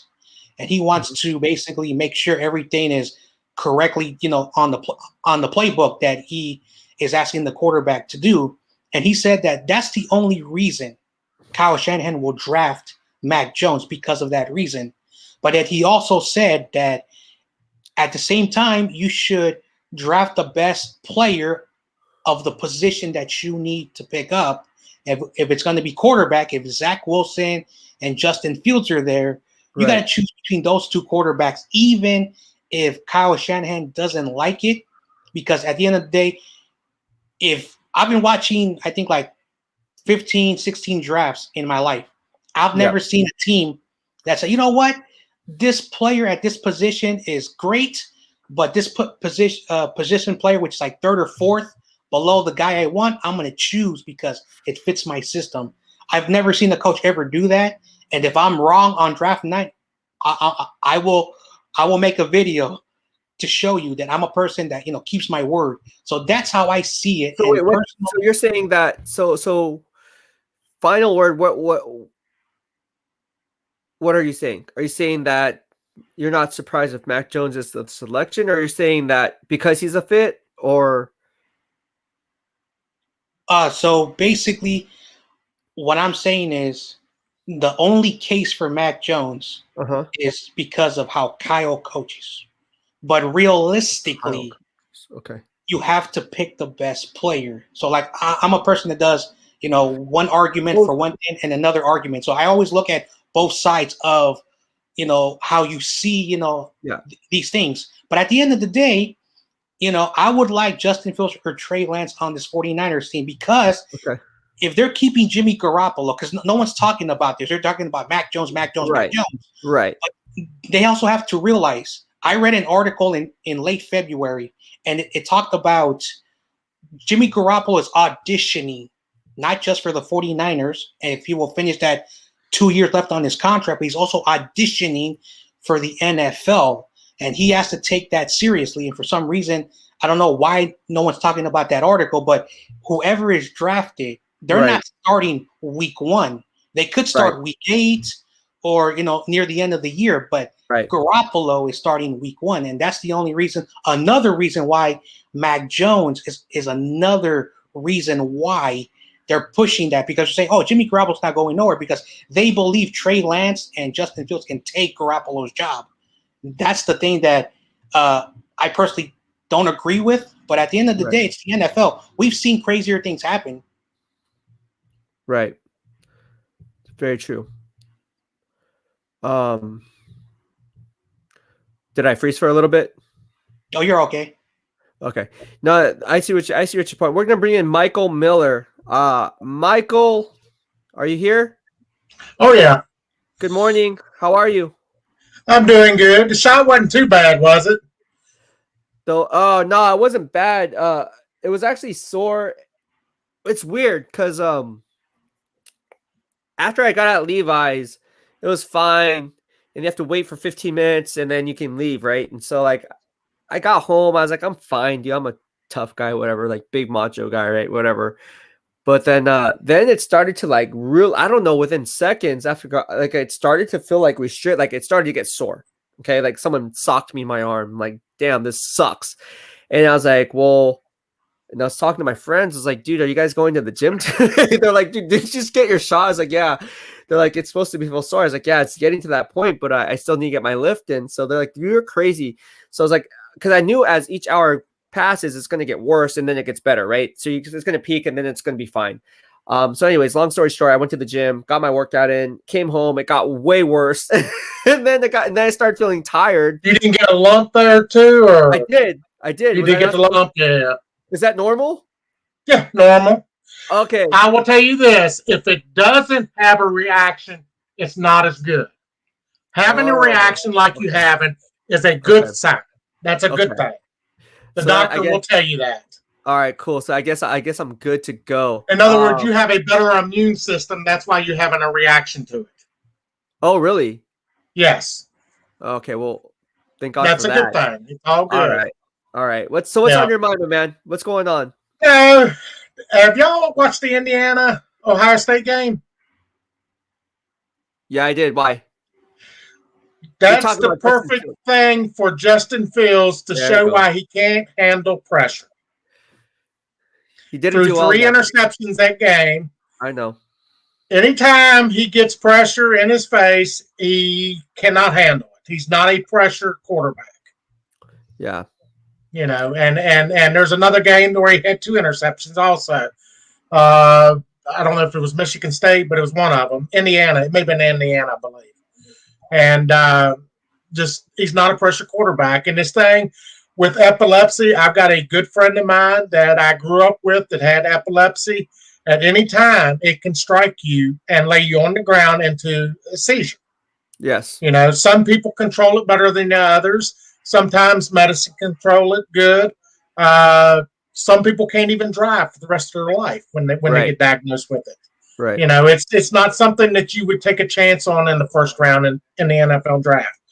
Right. Every doctor in the world will tell you that. Right. All right. I got a question. I gotta answer this question for Scott Henderson. He said, "Is it?" He had a question about Tommy Trumbull. He sent me a super chat, so I gotta respect it. Tommy Tremble, he said, will he work in the 49ers system? Tommy Tremble's a tight end out of Notre Dame. I like what he brings to the table. I like his inline blocking ability. I don't see him more as a pass catching or receiving threat. However, he's feisty, he's tough, he's a good inline blocker, he's athletic, he can gain separation at the top of his route. He has an athletic ability and speed to be a top tier pass catcher, but ultimately that's based on raw potential. So I do like what he brings to the table, and he'd be a nice day 2 pick for any NFL team. But thank you so much for Mahalo for your question. The Niners did do a Zoom meeting with him too. Yeah. So that's why, well, there you go. What is your, okay, so you're still on the Mac Jones train, correct? Well, I mean, no, I'm Zach Wilson if we can get him.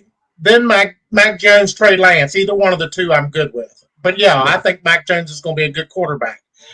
There ain't but a few things people say that, you know, he can't run fast.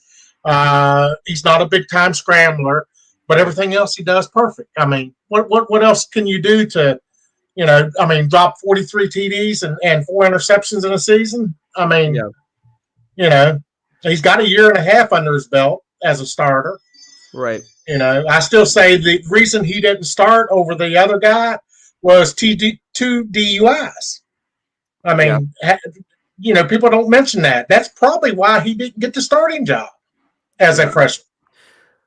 I mean, that is something that people don't really talk about, except for here in the BEASTwriter family. Everyone in the BEASTwriter family knows about it, and they're well, they're saying, why is it not a bigger issue? DUIs are very serious. Why it's not a bigger issue? Maybe because it was in the past, or maybe because I don't know. I mean, if it was a black quarterback, it'd be an issue. Oh yeah, it Come would. on, It would. let's just call it like it is. And people don't want to talk about color, but hey, color racism is still very prevalent in today's society. My friend was just, assaulted here in the Bay Area. It went viral. I posted it on my Twitter. And so it's as much as we don't like to talk about what's going on and the real pressing issues in society, it is happening. Now, I don't want to, go too much into detail about, right and wrong, the whole social. I mean, we'll leave that to those guys, but I will say it is an issue. And for people are saying now, is Justin Fields' stock dropping partly because he's African American, because he's black? Is that a reason why he's dropping? It's a real issue, because if we were all blind and we were just listening to color commentators, he'd be definitely a top 3 pick, no question, right? If we were doing it blind, right? If you were blind, just listen to color commentary, play by play, I guarantee 9 times out of 10, people would say Justin Fields is a top 10 pick. So with that being said, why is he not a top 5 pick? No, why is he dropping? This epilepsy news just broke. However, the NFL teams knew about this long ago. I'm sure it was leaked long ago. They knew about it, probably stemming from, college. Why did it just come out now? I think the announcers on ESPN and NFL Network. It's all for clickbait, right? You think about get into things quicker than some teams. Yeah, but NFL teams know about this long ago. I mean, they do the research. Like I said, I was talking about the draft process, how it works. Rookie minicamp is when they start for the upcoming draft. They do the legwork on these players leading up to it. A lot of stuff is hush-hush up until this point because, again, you don't want to fish out too much news in such a short period of time, because what happens? You're going to lose traffic, right? You have to keep the pulse going within the. Now, I'm not saying that happened in this case. I'm just telling you how the NFL media works. You see what I'm saying? So I'm not saying that in this specific case that's what happened, but it does happen. Think about it logically. If you had 10 breaking news and that's just too much to grasp. But if you spread it over the course of time and say, hey, look, we're not going to say something, you don't say something, and let's just put it out now, then now. You see what I'm saying? Because what happened? Well, even before this, he wasn't even my top 5 quarterback. Even before this, I've always said that he's number 6 in my book. Who's your top 5? My top 5 is Zach Wilson, number 1. Mm-hmm. Number 2 would be Trey Lance. Number 3, Mac Jones. Number 4 is Trevor Lawrence. Number 5 is Justin Fields. Wow. The rest of them don't matter. Yeah, no, I agree with you. I'm not high on Kellen Mond. I'm not high on Kyle Trask. Now watch those guys be all pro players and be like, Beast, you were wrong. So what? Well, there's always going to be one of them that surprises. Yeah. But, oh, yeah. And it could be one I just haven't studied them as much as I have the top 5. Right. John Jay, what's your top 5 rankings for the quarterback position? Yeah, so my top 5 rankings is very different than Mike. It's I still have Trevor Lawrence number 1. I think that he's not as bad as people are going to say of his career. Okay. I think he'll be like Alex Smith. He's going to be bad, but he's going to resurrect his career. Okay. Justin Fields is number 2 for a reason why I have him. I don't think he's that much of a bust.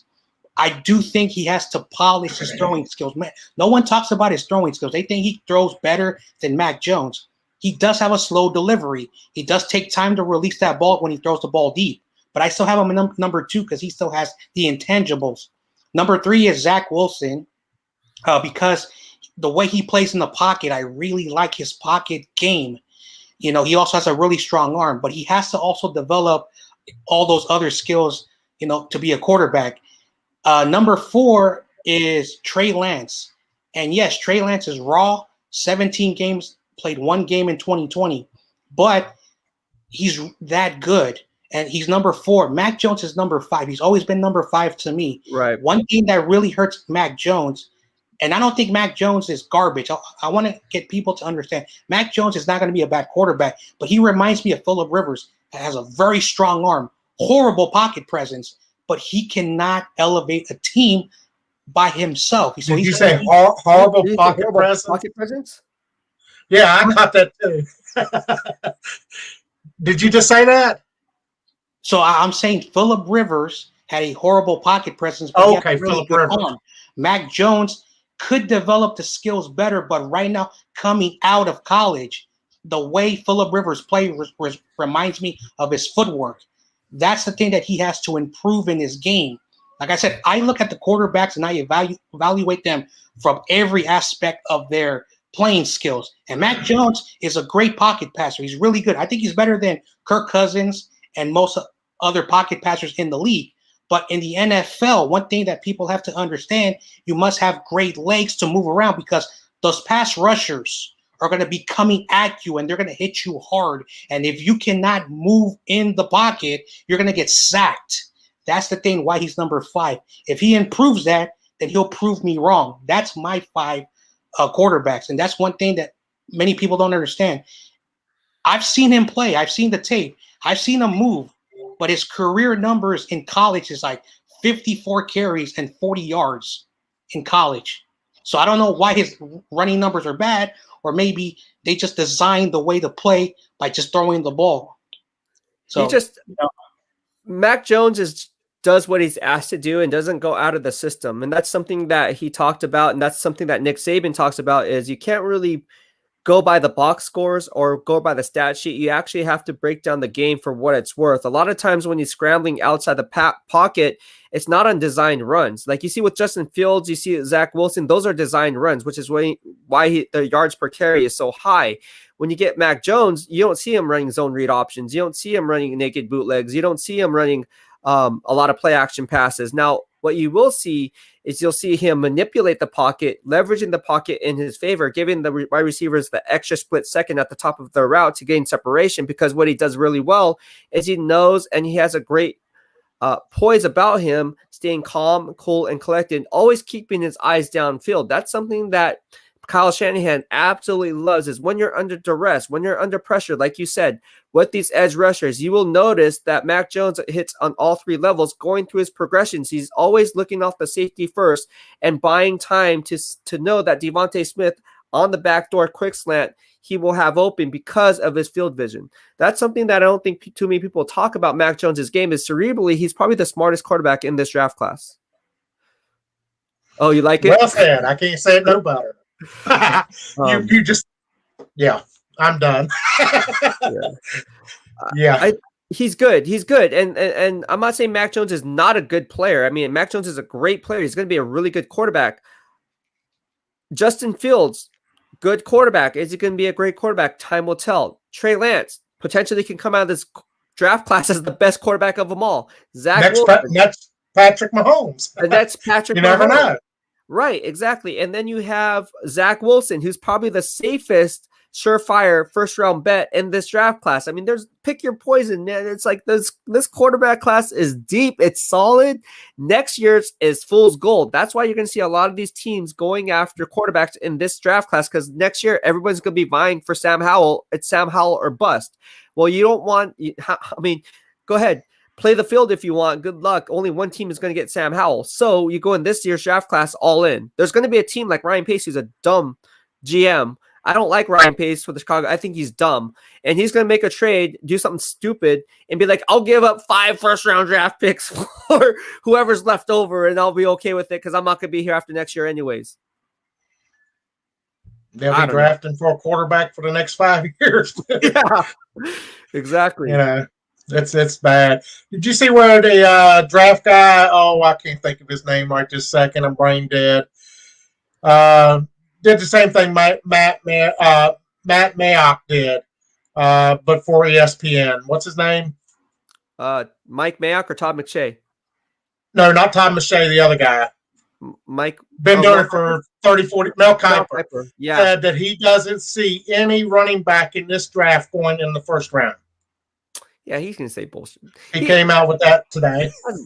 Man, Mel Kiper, I'll go on Mel Kiper and be like, hey, Mel Kiper, I know you've been doing this for years, but I've been beating you in the 5 mock drafts that you've done. I killed you. Tell me why you think no running back is going to be drafted in the first round. Well, he just kept saying that you can get running back second, third, fourth, fifth, all the way through. You find gems. You can And he find says ain't them. no running back worth it. For him to say that, and he's covering the NFL so long, and you have a guy like Najee Harris, and you're not going to have a first-round grade on Najee Harris. Now, if his mock draft is based on what he's hearing, that's totally different. Because he could have Najee Harris as a top 10 on his big board, and that guy could simply fall out of the first round. It's just him stern pot. That's all. It is, because the running backs are going to start at 15, 16, depending on what the Patriots do. So if they don't move up for a guy like Trey Lance or whoever they want at quarterback, they're going to select, trust me, that's where it's the start. The talk is going to start at 15, Najee Harris, 16, Travis Etienne, and there'll be probably from 16 to 24, 18, the Miami Dolphins could select Najee Harris or Travis Etienne. I was just thinking, please fall out of the first round. Niners would love to have a Najee Harris. Oh, it would be. Listen to this. If they get, and I know no one said this yet, but look, if they go with Mac Jones, like you said, at 3, and then they trade back up into the tail end of the first round for Najee Harris because they know sitting there at 43 he won't be around much longer. If they trade back up in the tail end of the first round, get 3, that's 3 times that they got multiple second round pick or first round picks since John Lynch became GM and went after Najee Harris. Now they get 2 Alabama products, Mac Jones and Najee Harris. Niner fans would love that. That would be nasty. You would leverage that. See, you like it because you like Mac Jones. It'd be leveraged because, oh man, people who don't want Mac Jones, but we got Najee Harris, BEASTwriter Draft Quest, we got him, so we can kind of, you see how that works out. Well, I've got Najee Harris as probably my 4th best player in the entire draft. That's where he's at with me too. Yeah. Devontae Smith. I mean, he's nasty. Yeah, he's gonna be the next Le'Veon Bell that's gonna drop 80 catches, as well as getting you to 12 to 1,400 yards, and it's gonna be bad for teams. Yeah. Ollie Bear, I just want to say thank you. Mahalo, he says, good to see you here, brother. I have epilepsy, single parented 4 kids, worked full-time as a corporate VP. It's sad that they are stigmatizing Justin Fields with that old school mentality on epilepsy. Thank you so much for your generosity, and Mahalo. Wow. You're doing really well, and your toughness is definitely admirable, and you're courageous for hopping on the show and actually staying. This is something that I've been dealing with. So thank you so much, and mahalo for the kind words. Thank you. Miguel Santana, thank you very much, and mahalo for the super chat. He says Mac Jones is a poor Joe Burrow talent comparison. What do you think about that, Michael Miller? And I mean, I like him better than Joe Burrow. I mean, the only thing, I just don't see nothing that Mac Jones can't do. When he had to scramble out of the pocket, he makes 10 yards, 15-yard scrambles. Yeah. He has. I mean, he's did it all year long. He's so accurate with the ball. He gets the ball out before they even make their breaks. That's hard to cover for a DB. When he's already got that ball on the way and the guy ain't even turned left to go for the ball yet, it's impossible to cover that. He's just nasty. I mean, I don't care that he doesn't have, 4.3 speed or 4.4 speed or whatever for a quarterback. I'm sitting there looking at Tom Brady's done got 7 rings. Joe Montana's got 4 rings. They wasn't runners. You don't need the legs in this game if you got a brain. What do you think about that, John Jay? What do you have to say about this? Mac Jones is a poor Joe Burrow. Right now, I cannot, say anything about Joe Burrow. He was having a good rookie season. He was on a bad team, and we'll see down the road. I do think like, all right, so how can I say this? If Mac Jones is drafted, say Roger Goodell, Mac Jones 49ers, I don't really care about the reaction of the fans. But I think if Kyle Shanahan, John Lynch puts the right people around him, he will succeed for the 49ers. That's how I see it. He does need a great cast. He can develop his game 3, 4, 5 years, and then he can become a solid leader. But but as a 49er fan, this is just as a fan, I want a quarterback that's ready immediately. And that's why I'm hesitant right now for Mac Jones. I would rather have Trey Lance. I think Trey Lance, I know a lot of people don't like him for whatever the reason is. I know there's some people. I love him. there's a lot of people who say, oh, there are people overhyping him. If Minnesota would have taken him as a quarterback, will we be talking about him differently than he went to North Dakota? It shows you that bias. We talked about the biases earlier about black quarterbacks, white quarterbacks. It's the same way. You have to go to a D1 school, a good conference, and if you're good and your skills translate, look at Joe Burrow. He left Ohio State, went to LSU, had a great year, became the #1 pick overall. So it really does show you a little bit of bias. Trey Lance, I don't know if I should be saying this, but bold prediction, in 3 years, he's going to have a great career and will surpass everybody, even if he's not a 49er. That's how I see it. I just don't see a GM going in there. Is this guy white or is this guy black when they're selecting a quarterback of the future? They're going to select the best player there is on the board, no matter what the position is. They're not going, let's not take the black quarterback, let's take the white quarterback. They're not doing that. There's no way in the world they're doing that. Who's the highest paid quarterback in the league? Making $500 million right now. Pat Mahomes. What color is he? Black and white. Was there a white decision or a black decision in making him the highest paid quarterback? No. They paid him the highest paid quarterback because he's the best quarterback in the league. Right. Hands down. I don't think people are treating Justin Fields like that. There may be fans and all of fans and stuff, but there's nobody in the NFL that's treating him, whether he's black or white, and making the decision for him. They're going off of the game tape. They're going off of everything about that guy, his stats, his 40 time, his decision making, everything about that guy. It's not a black or white thing in the NFL when they're paying that much money for somebody. It's just not. The fans may be totally different, but the NFL, them GMs, them owners, they're not doing that. All right, so let's talk about the 43rd overall pick, right? So we don't know how the draft boards currently stand. I'm doing a live stream on draft day, so I think that's going to be really fun. I'm not even going to know what Mel Kiper or whoever is saying. I'm going to have captions off. So I do think it's interesting to talk about the second round, not just with the 49ers. I mean, let's talk about all 32 NFL teams, right? So looking at the draft board as it currently stands, right? You look at the draft board and then you see at the top of the draft who logically – the teams that are drafting and what they need and what their needs are and so forth. Where do you see this playing out? Like, how do you see some of these teams going after? So the 49ers obviously set at 43. What do you think they're going to do at 43? You want to go ahead? Yeah. So I think that, in the second round, I have several players I want the 49ers to draft, but I think, from pick 45 and above, I think there's going to be a lot of teams that are going to be reaching. So I think a lot of teams that are like below 45. Some are going to probably reach for those later quarterbacks like Trask and Mon, because a lot of teams need quarterbacks, and probably the 5 quarterbacks are going to be drafted in probably by the top 15. So there's going to be a lot of trade ups. Some of the running backs may fall down, and you never know. Some teams are going to, trade up because they really like Najee and ETM. So I think from 45, we're going to see something happening, that could surprise all of us.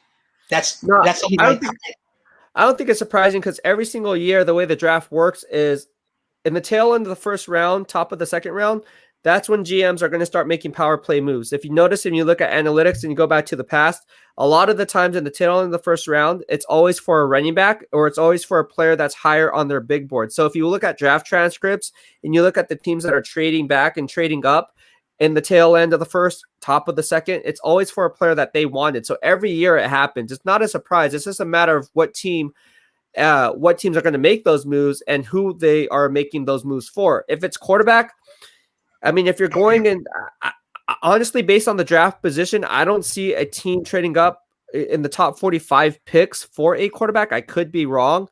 But you look at a team like, the Denver Broncos, could they be one of them? I don't think so. I think they're going to ultimately get a quarterback.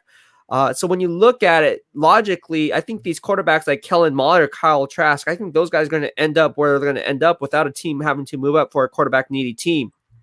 Washington, I mean, a lot of the teams that need quarterbacks, it's not as much as you would think, because the way the draft boards are currently stacking up, and what I'm hearing is, yeah, they like these players, but to trade up for a quarterback in possibly the tail end of the first round, early second, only a dumb GM like Ryan Pace would do something like that, which could very well play out.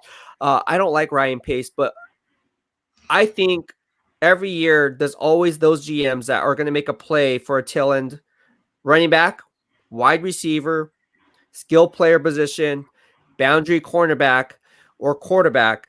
And what that team is or who that team is, ultimately, that will be the surprise. But I think every year there's going to be 2 or 3 teams that are going to do it. Look at the New York Giants when, what's his name, GM Jerry Reese was there.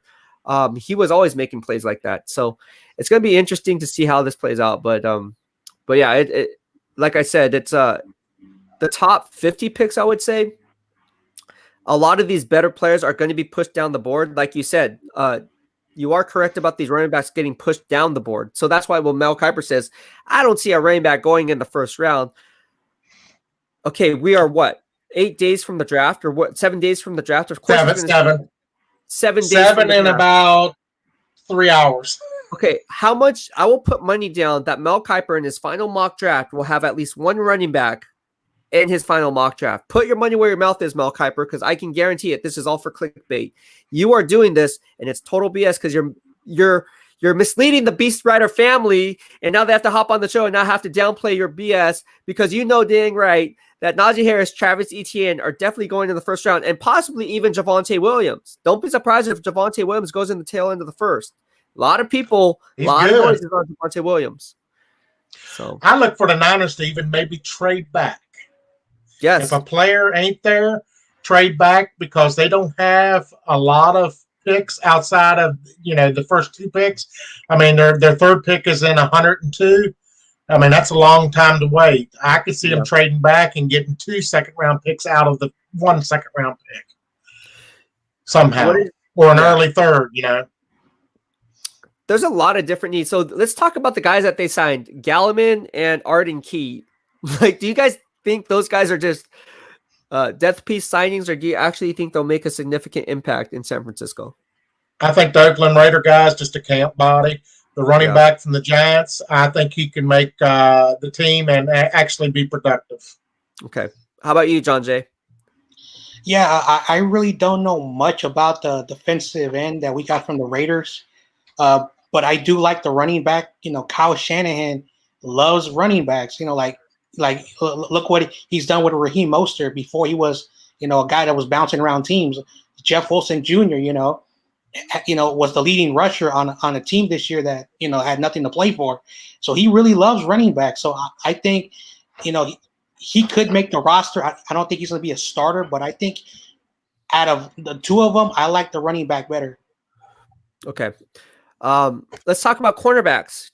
Are you guys high on J.C. Horn and Asante Samuel? If so, obviously J.C. Horn's going to be well off the board at 43. Ultimately, do you like Asante Samuel at 43, and why, or why not? What's to say we don't trade a quarterback for a mid-first round pick? I pray to God one of them gets to where they need something bad and they overpay. I can see it happening. The Patriots? Patriots could be. I mean, I'd like to. There's a word going around that their one corner that had 9 interceptions last year is on the trade commodity right now. Mm-hmm. Maybe we get a corner of that away by trading straight up Jimmy G for him. I can't think of his name. It's JC something. I don't know I can't remember what his last name is from the Patriots. JC Jackson. That's it. Yeah. Straight up for him. That'd be a heck of a pickup for the 49ers. It's going to be a hell of a payday, though. Yeah. He's looking at $20 million a year, but yeah, he ain't getting that because Fred Warner needs to be extended. I don't know why Fred Warner ain't extended yet, but only time will tell. That's what I'm saying. Everybody's quiet with Fred Warner. What's funny is, like, Kyle Shanahan is so biased toward offensive players, it's not even funny. which is fine. I like offense too. I'm more of a defensive guy, but I love offense. That's what the 49ers are built around. I get it. The West Coast offense. Everyone loves offense. Who doesn't love offense? George Kittle gets extended. Long-term, all-pro. Best at his position, right? Fred Warner, we don't know, right? Trent gets extended. There you go. Trent gets extended. DeForest Buckner gets traded. All-pro for all-pro. The offense versus defense. You're looking at it, and you're sitting here, and if I'm a defensive player, I'm like, damn it, I play defense. I'm not going to be here much longer. Do you think they're going to pay Fred $20 million a year? Linebacker. Patrick Willis was making 10 or 11 million, 12 million, and you go pay him 20? I know it's a different time, but I heard they will. I've been told they will. And I already went on record saying, you know what? He could be traded. He hasn't been in a contract extension. Obviously, Fred Warner's dad follows us here in the BEASTwriter family. He says you're not wrong. Everything you said spot on. But ultimately, my gut feeling, what I'm hearing, it's not my gut, but what I'm hearing is Fred Warner ultimately is going to get extended. That's what I'm hearing. And that's from someone very... Now, with that being that's not 100% fact because it hasn't happened yet. Now, watch tomorrow he gets traded or on draft day. So, the thing is, it's like there's a reason why I put that out there that he could get traded. If he gets past the first round, he will be signed. If he doesn't get past the first round, then we know, I can't see him trading him for a second-round pick or future first. It's got to be at least a first this year. Yeah. If he gets traded. So if he gets past the first round, he will be a Niner. Okay, so let's say they do trade Fred Warner. I already put that out there. Obviously, you need the trading partner would be someone who has multiple first-round picks. Obviously, the Miami Dolphins need a. I said it. I already put that on my podcast. Got a lot of good feedback from everyone. Well, they got the 17th pick too, which. Yeah, the 18th pick. Yeah, they got the 18th pick. Yeah. Yeah, same difference, same thing. They got a freaking mid-round pick. I get it. Najee Harris. There you go. Woo, that would look nasty with him and Mac Jones and New England getting him, maybe getting that JC guy from New England. You could do a lot of damage with them people. It's really interesting to see how this is going to play out. Alex Faulkner says Kerry Vincent Jr. is a late round steal. Mark my words. What do you think about Kerry Vincent Jr.? Don't know him. Wide receiver, I'm expecting, I think. Kerry Vincent Jr., I thought he played corner. I could be wrong. Let me just look it up. Yeah, that's what I'm getting to now. I thought he played defensive back, but I could be wrong. Yeah, I don't know him neither. I watched him a little bit at LSU. I know he's from LSU, but I haven't done too much tape on. Yeah, he plays safety. Anyways, safety. Yeah, if I haven't done too much research on him, I'm probably not high on him because I would have done the research anyways already. But I could be wrong, and my man Alex Faulkner could be right. So we're gonna have to see how that plays out. Michael McCann says, no matter who the 49ers draft at quarterback, they will have success. The team is stacked. I do have an issue with taking Mac at 3, given what we gave up for 3. Would love Samuel Jr., second round. Thoughts? Yeah, I like Asante Samuel the second round. I think he'd be a nice pick in the second round because, again, you need a lot of cornerbacks. A lot of the NFL more of a slot corner, don't you agree? He's a slot cornerback. He's not a boundary cornerback. Yeah. Strictly a slot. So basically, you're adding an insurance policy for K'Waun Williams because he's not going to be back, and we don't know if he can stay healthy for a full 17-game schedule. With that being said, now you have someone to groom over the next 4 years, right, on a rookie deal. So you can kind of leverage his production how you see fit because he's tied to that rookie scale anyways. And now you get a sample size to pull from where you can kind of extend them. And now you're buying and prolonging that Super Bowl window, opening it up longer. Whereas K'Waun Williams, if he balls out of control, he's going to be shipped off anyways. He's on a 1-year prove-it deal again. I like Asante Samuel. Plus getting another corner that's signed for the Niners because next year we go back to having only one corner signed. Yeah, coming into next year also. So we've got to get some corners under contract, right? For the future. Right. Exactly. All right. So let's go ahead and discuss some other stuff that we have on topic. Later rounds. Do you have any hidden gems? Any of you guys that you guys have, like your draft crushes? Like my man Alex Faulkner says, I like Kerry Vincent Jr. Is there anybody that you guys like that no one's talking about? Max Mills. Okay. Wide receiver BYU. Why? I just like him. He's nasty. Dude, I you've been mean, watching anytime the three. ball's Zach near Wilson, him, he zero catches it. He's touchdowns. just a playmaker. Dude, number 5, right? Isn't he number 5? What number is he? Number 5? Yeah, number 5. Yep. Dude, let me tell you. I've been watching that guy. I was like, that guy, who's that guy catching all these passes from Zach Wilson? I was like, who's this? Yeah, I like him too. I mean, him just too. if it's close, he just reminds me of Wes Welker. He just gobbles everything up that comes near him. It's crazy. He's just a playmaker. He's very tough too. The guy's tough. Yeah, he's tough. He's tough. I mean, he runs a late 4.5 or something, but it don't really matter. I mean, he just call him Pac-Man when he comes into the league because he gobbles everything up. There you go. All right. What about John Jay? Do you have a sleeper guy or a draft crush that you like before heading out? Let's see. I don't remember the names, but there are 2 players I like later in the draft. They both play on the defensive line, so I'm not sure if they're defensive tackles or defensive ends. One is from Penn State, and then the other one is, I think, from Vanderbilt. I got to go back. Jason Oweh? Are you talking about Jason Oweh from Penn State, the defensive lineman? Edge rusher? I don't think it's him. Like I said, I can't think about it right now, but yeah, I think that's who you're talking about, though, because he's on my list too. Is he and who's the other one? And the other one's from Vanderbilt. No, I think they're defensive ends. That for sure. But those guys are later in the draft because we do need defensive the edge rushing help. Because I know you said Nick Bosa is going to be a defense. I worry about that ACL injury. Like I've seen him in the past couple of weeks. He's running, exercising, but I don't think he's going to have the same impact he did his rookie year. He's still going to have some good numbers, but you do need to have insurance. Because I don't know about Ford. Because some people are saying he's coming back. I don't know if that's true or not, and I don't know about the kid from LA that we got. I don't know because I think he's a linebacker, but they want to move him to defensive end. So it's always good to have depth. Any word on Ronald Blair yet? Nope, I haven't heard anything. Yeah, I know they brought him in for a physical. But I haven't heard anything about it since then. Yeah, hopefully, I like Ronald Blair, but man, I just wish that guy luck, man. Anyways, all right. Thank you so much, you guys, for both hopping on the BEASTwriter family stream. I appreciate it. And mahalo to you guys. And you guys have a great day, okay? Thank you. You too. All right. Have a good one. All right. So we are back in town. And Bolo says, love my profile pic. I like your profile pic. This profile pic from Bolo is strictly from was it Double Impact? If I'm not mistaken. I believe it's Double Impact.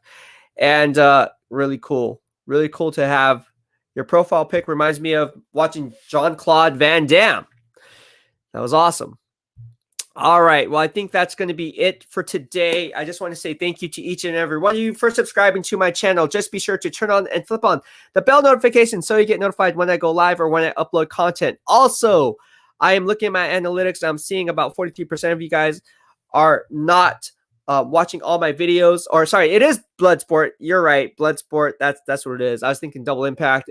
Wasn't he in Double Impact too? I'm pretty sure he was in Double Impact too, but he was also in Bloodsport, throwing the chalk in that got in Jean-Claude Van Damme's eyes when he's all blind and stuff. That was pretty crazy. Anyways, we're talking about Bloodsport right now, Jean-Claude Van Damme. But anyways, thank you for everyone for subscribing to the channel. Really appreciate the love. Again, if you have yet to subscribe to my channel, please go ahead and do so in the lower right-hand corner of your screen so you can stay up to date on all things Beast in real time, and you'll be entered to win these Family Friday giveaways, which includes these 49ers masks as well as this 49ers Plus pillow, complete with the NFL licensing logo on it, and it is stitched so you can see this bad boy, and it could be all yours. All right. Again, thank you so much, and mahalo for the love. Spread the word to all your family and friends because we want to spread the word so we can grow the BEASTwriter family so I can give out bigger, better prizes on a weekly basis. Thank you so much. Mahalo, mahalo, mahalo. We are talking about not Double Impact. Also, Enter the Dragon. Oh, he was in Enter the Dragon too. Interesting. Thank you so much. I love talking about stuff other than football. As you see, I'm about ready to get my workout in.